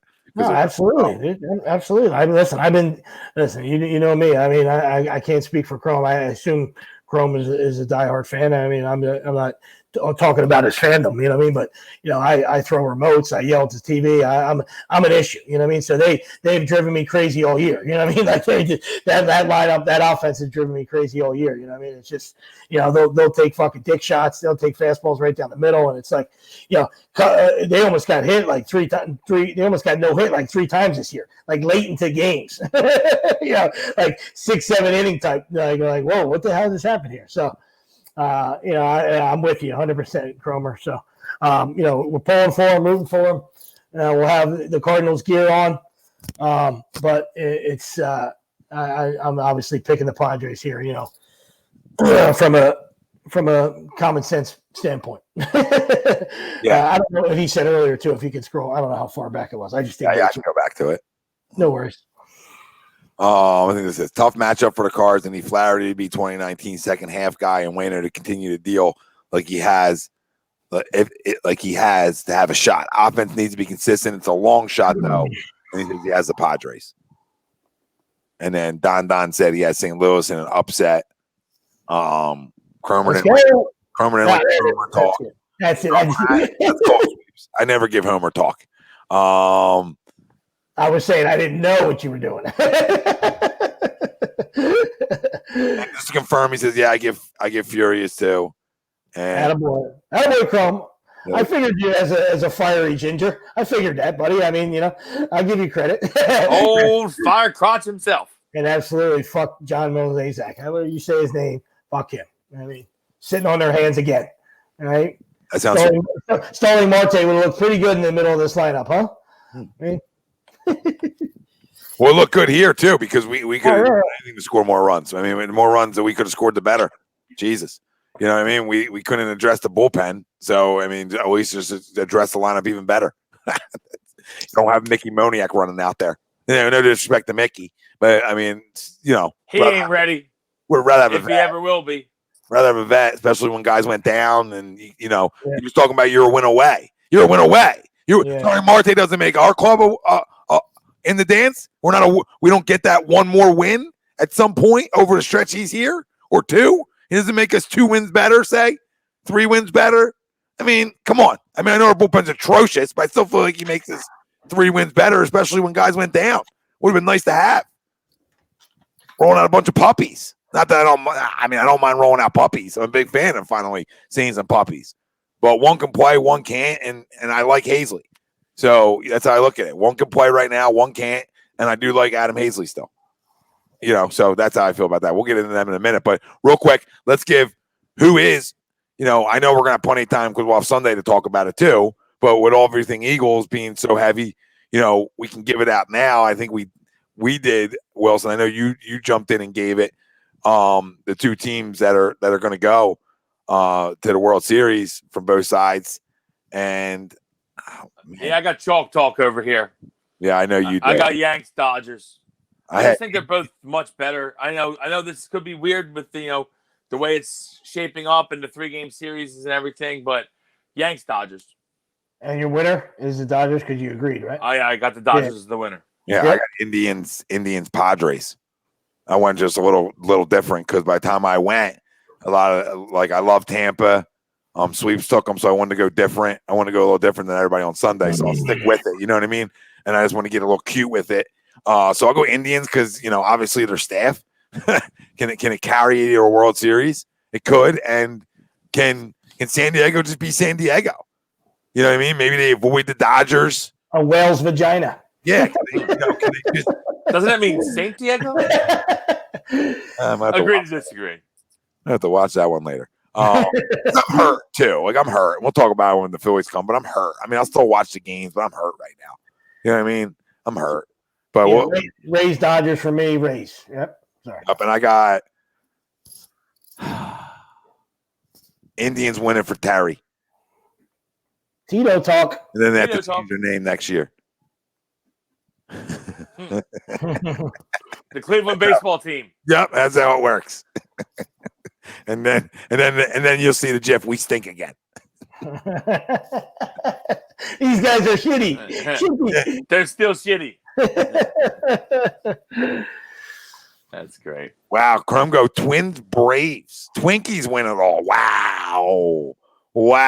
Twins haven't hit all year, Crum. So good luck with that. Yeah, best of luck. So breaking news: Titans and Vikings both suspend team activities right now. So just on a football note, that just came. Yeah, getting some testing in. A bunch of Titans tested positive. I saw that. Right. Yeah, Don says 3 players, 5 coaches. Yeah, something like that. Don says World Series Braves versus White Sox.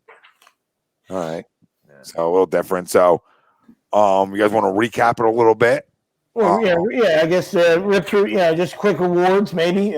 Maybe talk about the season, and then you can do a quick Phillies thing. Whatever. I mean, we're good. We're crushing. Yeah. It. Remember we said it. We were like, we could probably do an hour 40 in. Oh, yeah.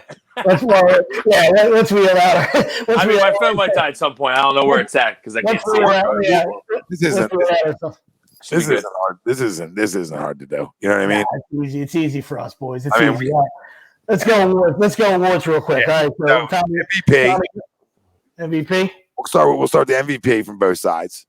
All right, and on the tough one because I was just yelling about Freddie Freeman, right? You know what I mean? I was just yelling about Freddie Freeman, but Fernando Tatis had a freaking monster year. And I don't know, a little more flashier than Freddie Freeman. So I think I'm going to go who I would give it to. I think I'm going to go.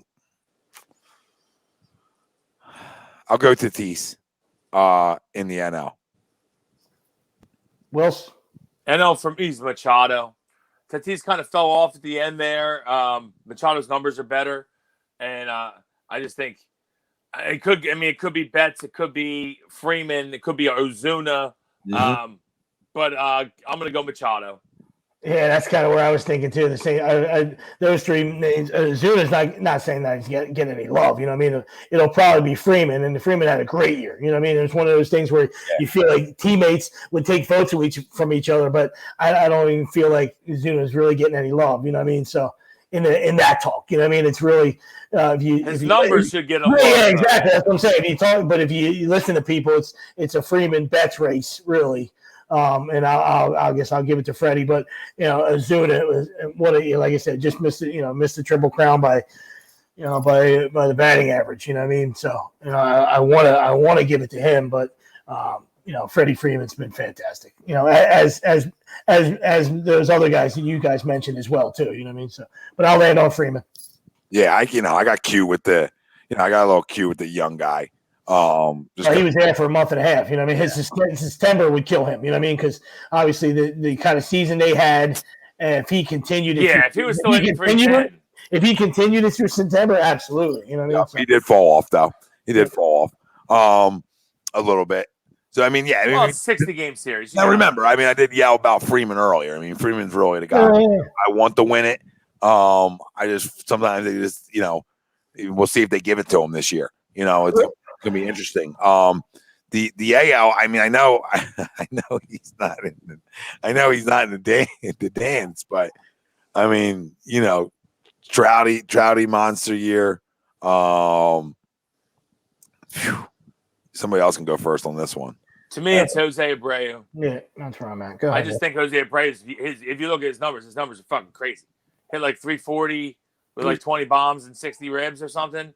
He had 19 homers, I think. 19 and he had over 60 ribs too, didn't he? RBIs, he had 60. Yeah, he had a mark per year. He had 60 on the button, Wills. Hey, won a game. That'll get it done. I'm going Abreu too. Nothing to put your nose up about. Yeah. You know what I mean? Granted, 11th in baseball, but you factor all the other things in. I mean, yeah, you guys are spot on. And then obviously carries the White Sox into a postseason berth, which is gigantic as well. So a lot of factors that play into it. LeMahieu, obviously a monster year at the plate. Doesn't have the home run numbers essentially to back it up. But I mean, I just think I agree. Luke Voigt, another one monster year. Yeah, and the monster year, I just find it hard to give it to one of them two because they play on the same team. You know what I mean? And like you guys said, it takes votes away a little bit. Guys on the same team, so I'm leaning towards where you guys are. I mean, I think I'm Jose Abreu. Like part of me was thinking maybe Trouty because he had a great year again, but you can't run from Abreu's numbers. You can't run from it. And his team's in the postseason too. So. Yeah, that's where I'm landing as well. I mean, he had a 20-game hitting streak. He did a lot of special things this year, and obviously, the White Sox were good too. You know what I mean? So that just really stamps it right there. But Jose Ramirez had a tremendous September and tried to carry the Indians to where they are right now. So I know the voting is all done before the postseason, but he's white hot right now, and we'll see if that continues. There now. I hear you. We'll see if that continues. But, yeah, I land on Jose Abreu for me. Go on. Yep. All right. Manager of the year, both sides. Kevin Cash and Don Mattingly for me. Go ahead, Wills. I mean, for me, it's Kevin Cash. And I'll go Don because, I mean, no one thought Miami would be there. So I'll join you with Don. Chalk talk. I'm right with you guys. I mean, it's you get the most out of nothing, air quote. You know what I mean? And couple South Florida boys running around in Don and Kevin Cash. Yeah, I mean, Rick Rennerio should get votes, and Jace Tingler. I would never vote for Tingler after the whole Tatis debacle. I didn't like how he handled that. You know what I mean? Like you should always have your guys back. I just feel like he pussyfooted around that back when it happened. The 3-0 swing. But obviously, that's just me being me. But Tingler and Renneria should both get votes. You know, they were the White Sox and the Padres, the kind of years they had as well. No, absolutely. I'm right with you guys. So we'll go Cy Young. Yeah, we'll go Cy Young. And I'll start that off. Yeah, To go me, it's I'm looking Trevor Bauer in the NL, just squeaking past Darvish, and in the AL, it's got to be Bieber. yeah. Yes, to me, the AL Bieber could almost win MVP. Really? Yeah, exactly. I think he's going to get votes. Absolutely, Bieber. It's not even close. And I'm going to give Bauer the nod as well over Darvish in a tight one. But Bauer actually came alive late. You know what I mean? Yeah, got them in the playoffs with two huge starts on short rest too. Two huge starts on short rest. Yep, and just to show you how much they didn't hit. I mean, I think he was 2-2 over the last month with like a 1.6 ERA, right? Where you should easily be 4-0. So that's how bad the Reds' offense has been. You know what I mean? So for him to do his thing, he deserves it. I know he likes to run his mouth and he's Johnny Twitter and stuff, and but he deserves the Cy Young. Yeah, I'm going Bieber, and I'm going Johnny Twitter. I'm going Darvish. I'll go the opposite. He had a great year. So nothing against Bauer. I switched up a little bit. Bauer. I mean, them two are right there. One of the two. I'll tell you what, Bauer's constant yapping might turn some voters off. So you could be right there. Yeah. And if Max Fried, he was banged up a little bit, right? I mean, if he wasn't, he missed some time. Yeah, if he wasn't banged up, he'd be in that conversation. He's more of like the 3, but he had a good year too. Just banged up, banged up, so it sort of takes away from it. This is a fun one though. Rookie of the year, can be a little bit of fun for us here because we have a guy in house that's in the conversation here in the NL as well. Even though we already talked about the one guy, Devin Williams. From Milwaukee. Don't give me Devin. I don't care about Devin Williams. I'm going Boom. I like the position player for here. I'm not going with the guy that pitches an inning. I'm just not. I know he was great. I know he let up one run like July 31st and then didn't let up another run. That's fun. That's fun. That's a good time. Yeah, it's like the first game of the year, second game of the year. I think let up a run. But give me Boom. I think everyone watched him. Dude's just a professional young kid, but an absolute professional.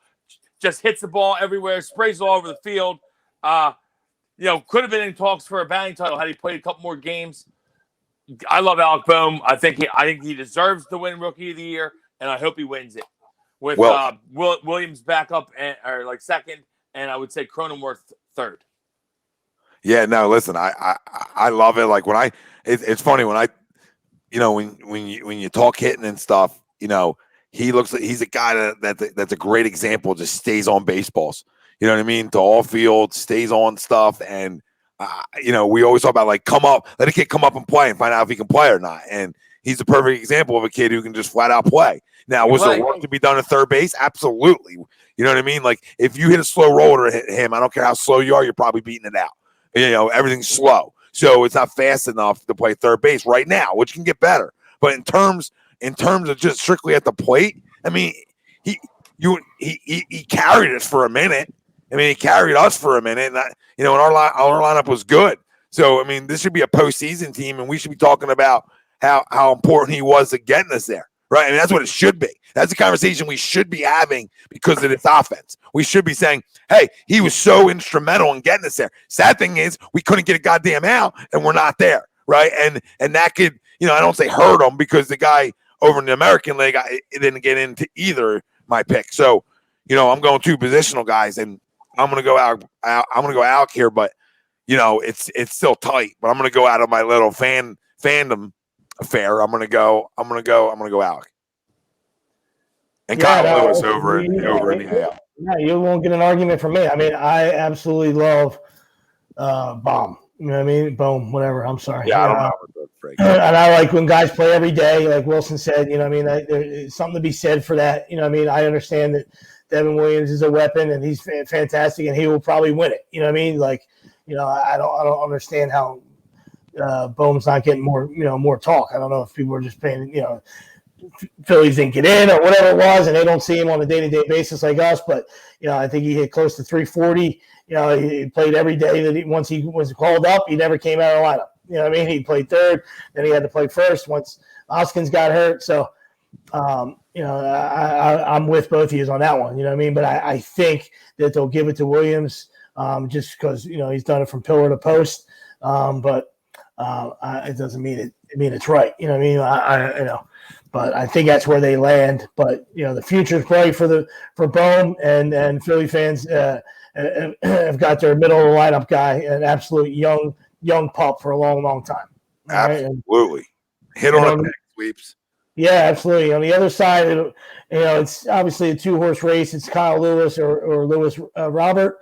I'll probably land on Kyle Lewis. I mean, even though they were a bad team and they didn't get in, he hit third for them. You hit third for a team. I understand the team's not very good. I get that. But that's a lot of pressure for a young guy. And we saw Bohm had to hit third for a while for the Phillies too.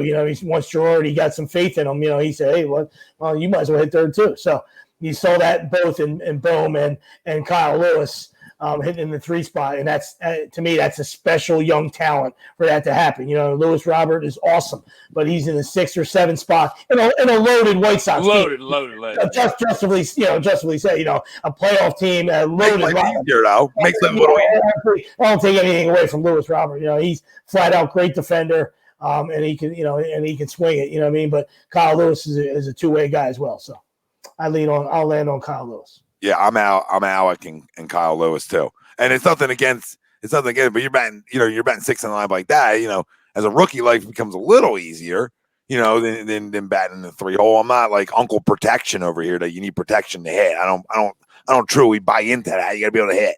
You know what I mean? Like, doesn't like protection. No, I mean, it's good to have. It's not a bad thing, is what I'm saying. It's get on the way. I mean, it's nice to have, and hitting's contagious. So it's always a good thing to have, right? Because that means you have better hitters in your lineup.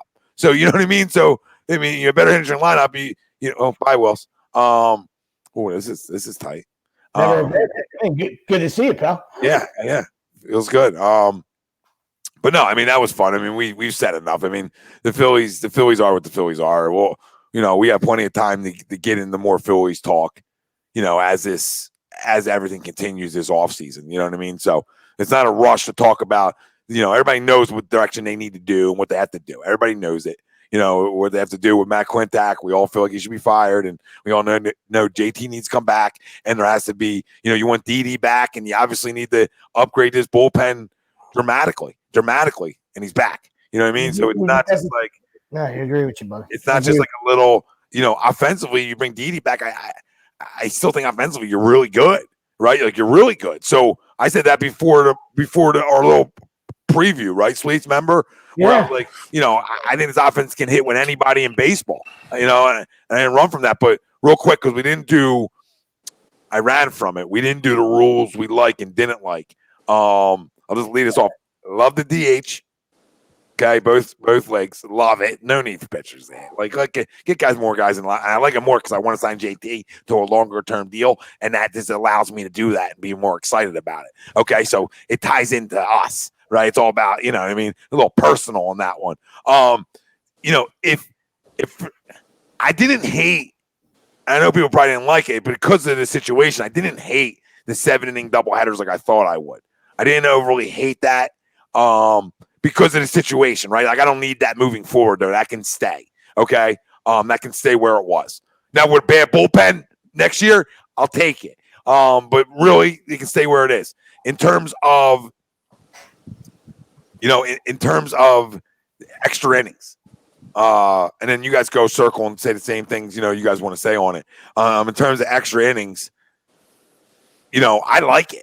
I like it. It forces to see if some teams will play some small ball. It forces that. We did play some small ball this year with it, which I enjoyed. But like, if you're playing 162, I like it. You know what I mean? Like, in this situation, you want more baseball because you're only playing 60. For us, then you're like, But I did like it. I know it makes it a little bit it brings some extra, like, I don't know, excitement in extra innings a little bit. That's all I feel about it. Like, I don't need it. It could go away. It doesn't hurt me either way. You know, I'm a baseball purist too, but it brings another dynamic. So, and I think for the people that you're trying to get to watch more baseball, you know, I think it just adds some more excitement and shortens the game up, you know, a little bit. Well, could shorten the game up a little bit. And that's the only I hear you. Like I said, I don't like it. You know what I mean? Like I said, but you guys wouldn't like it. I know. I know it's a gadget. I get it. I like it. Tom's a gadget guy. Always. I would like it. I hate you on record. You know what I mean? I'm not no fucking gadget guy.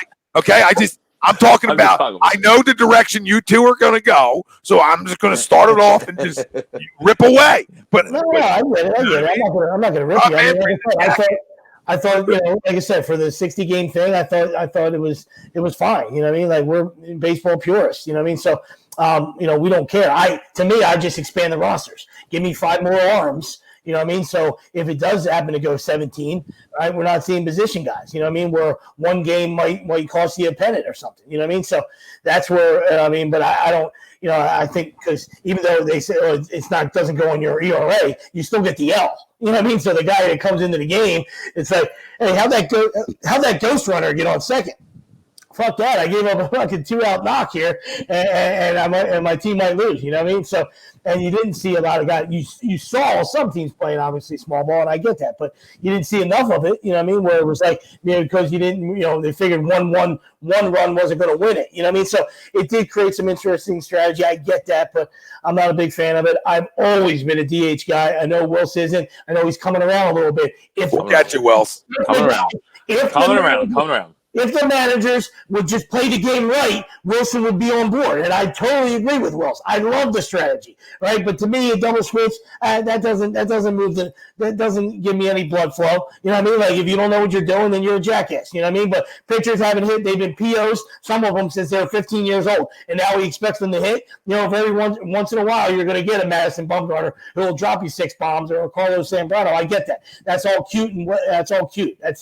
If guys would just steal and hit and run and roll the baseball, the strategy would still be in it. Right? It doesn't, you know what I mean? So, you know, from that's my point on that. You know what I mean? So, but I've always said it gives an extra job.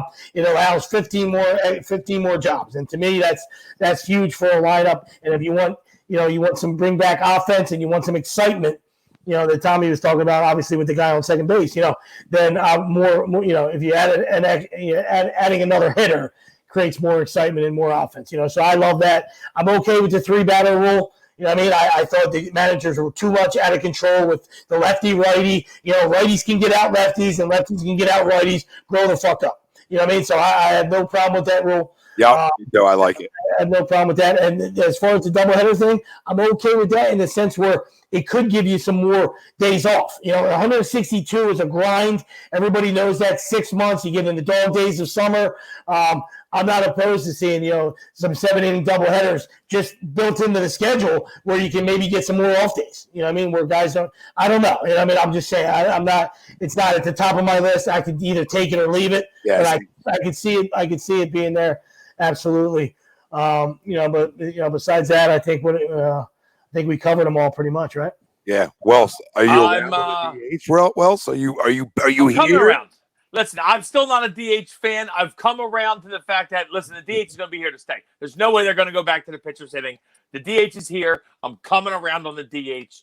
And I like what Tom said about JT thing, which will make me come around a little more. So sign JT up. I'm coming around a little more. So give me the DH. The DH is going to be here to stay. I think it's almost guaranteed the DH is here to stay.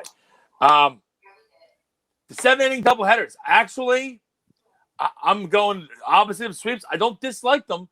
I don't want them built into the schedule, though. I feel like if you have a couple rainouts and you need to do one, go 7 innings with it. Yes. I'll take that. But I don't want them built into the schedule. But if you're going to have to get a couple rainouts in and get a doubleheader, I'm okay with the 7-inning doubleheader in that circumstance. Yeah, adapt.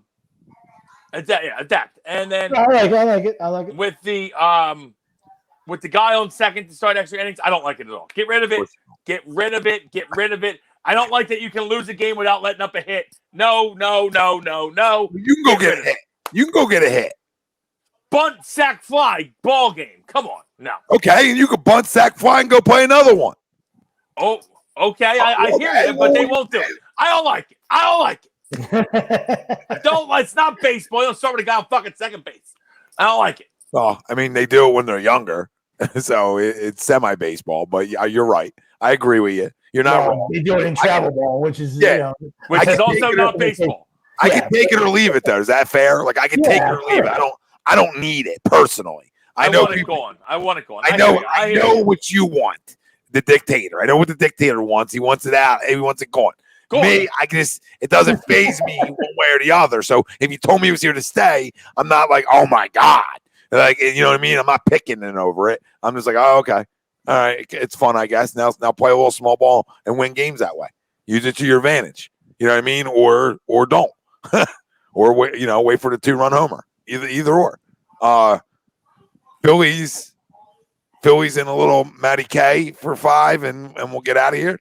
Yeah. I just don't understand, with Middleton and with management. We all scratch your head with what management's doing, but it comes a time where you have to make a decision. I don't understand what they're doing. I mean, you saw it with the Angels, you know what I mean? The Trout and Billy Epler are like this. All right, and Marino said, "That's it. We're parting ways here." You know what I mean? Like, even if it upsets his superstar, you know what I mean? It's because he just, it is what it is. I'm not saying it was justified or not. I'm just saying, they had big expectations out there on the West Coast and didn't get in the playoffs in a 16-team format as the Phillies didn't on the East Coast. You know what I mean? Which is an absolute disgrace for that lineup. For 2 frontline starters, and we know what the bullpen was, you know what I mean. But going into it, you didn't expect that kind of bullpen. You know what I mean? They just, and they didn't make any adjustments during the season. He tried with like Workman and guys like that. There was, I'm not saying there was a huge market to go get guys, you know what I mean. But it was just, it was bad. The time has come for Matty to receive his pink slip and just really shocked. Somebody has to be held accountable, and that's what I feel like. And if you're a Phillies fan, where is the accountability? None. You know what I mean? And I don't see that. And so as a fan, how can you respect that? It drives you up a fucking wall. Well, you talk to players about being held accountable at every level. You talk to players at the pro level about being held accountable. You talk about a manager being held accountable, a general manager being held accountable, and a goddamn owner being held accountable. That's how it works. So, you talk about, okay, you went right up to the luxury tax. Congratulations. Good for you guys. That means you should be one of the 8 teams, right? So who constructed the roster for you not to be one of the 8 teams? Well, that's a general manager. Okay, what is he? Okay, he's done some good things in terms of bringing some guys in. I like the Didi, right? I like the Segura, right? So, I mean, moves have been made that we do like, right? But to just overlook something and not put any stock into it coming into this year is a flat-out disgrace. There's nothing else you can say about it. If that's not losing your job worthy, I don't know what is. All right, you brought Wheeler in. We all love it, right? You've done some good moves. Nobody can run from him doing good moves. Now, is this John Middleton not allowing him to go over to Cap, which makes it hard for them to bring in bullpen help? Like, was that late notice to him? Right? You know what I'm saying, Sleeps? Was that like late notice from your owner saying, oh, hold on, we can't do anymore? What? I got a whole bullpen issue. Well, you're going to have to figure it out. You know what I mean? So, you know what I mean? That's how I look at it a little bit. Well, yeah, I mean, I hear you 100%. But at the end of the day, with that, like, then you got to say, like, to Middleton, like, hey, you got to hold a press conference and you got to let everybody know that's your plans. You know what I mean? Because you don't want me saying it because that'll look like I'm throwing you under the bus and I'll probably get fired for it. But I'm going to need you to tell everybody that that's your plan, not mine. You know what I mean? Because I'm looking like a goddamn jabroni to everybody in the tri-state area. Like my bullpen I rolled out, we never heard names of. So it was like, what? Now I understand. You signed David Robertson. He got hurt. But you got to adapt. You have to adjust, right? And to have no, like, real veterans in here outside of Hector Neris and freaking Adam Morgan is a joke with this lineup. With this lineup that can contend, honestly, when healthy, can contend with the likes of the big boys in the NL. I mean, they can swing it with the big boys in the NL.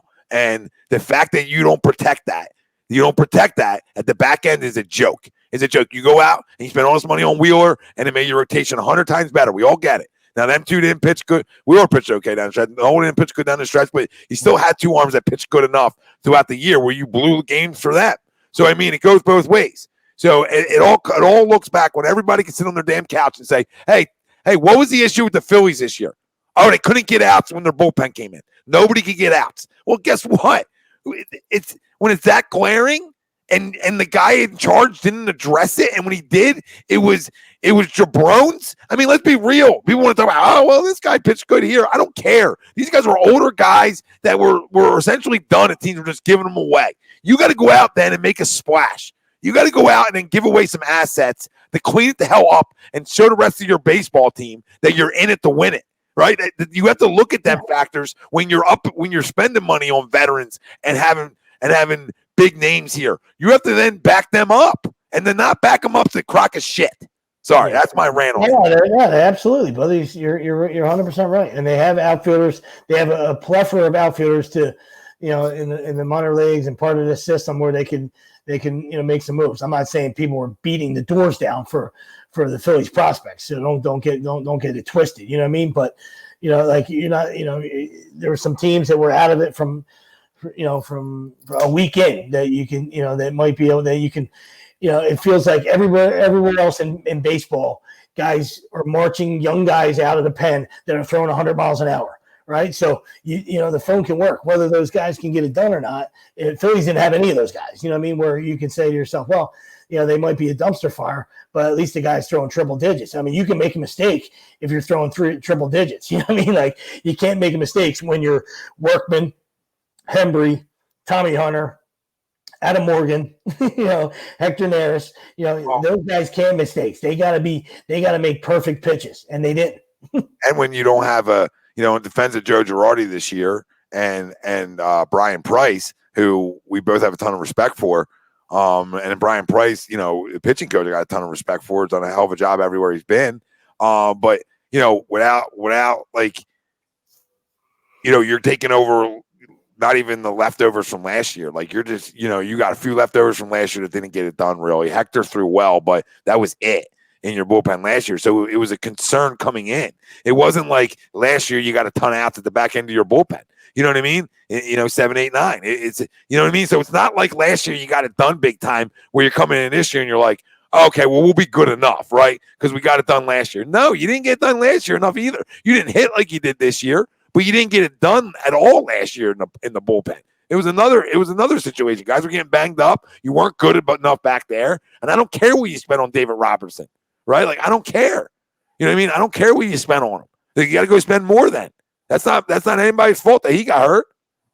Hasn't pitched for you since game 2 or 1 or whatever it was. And then we've been blowing games ever since. There was just no creativity.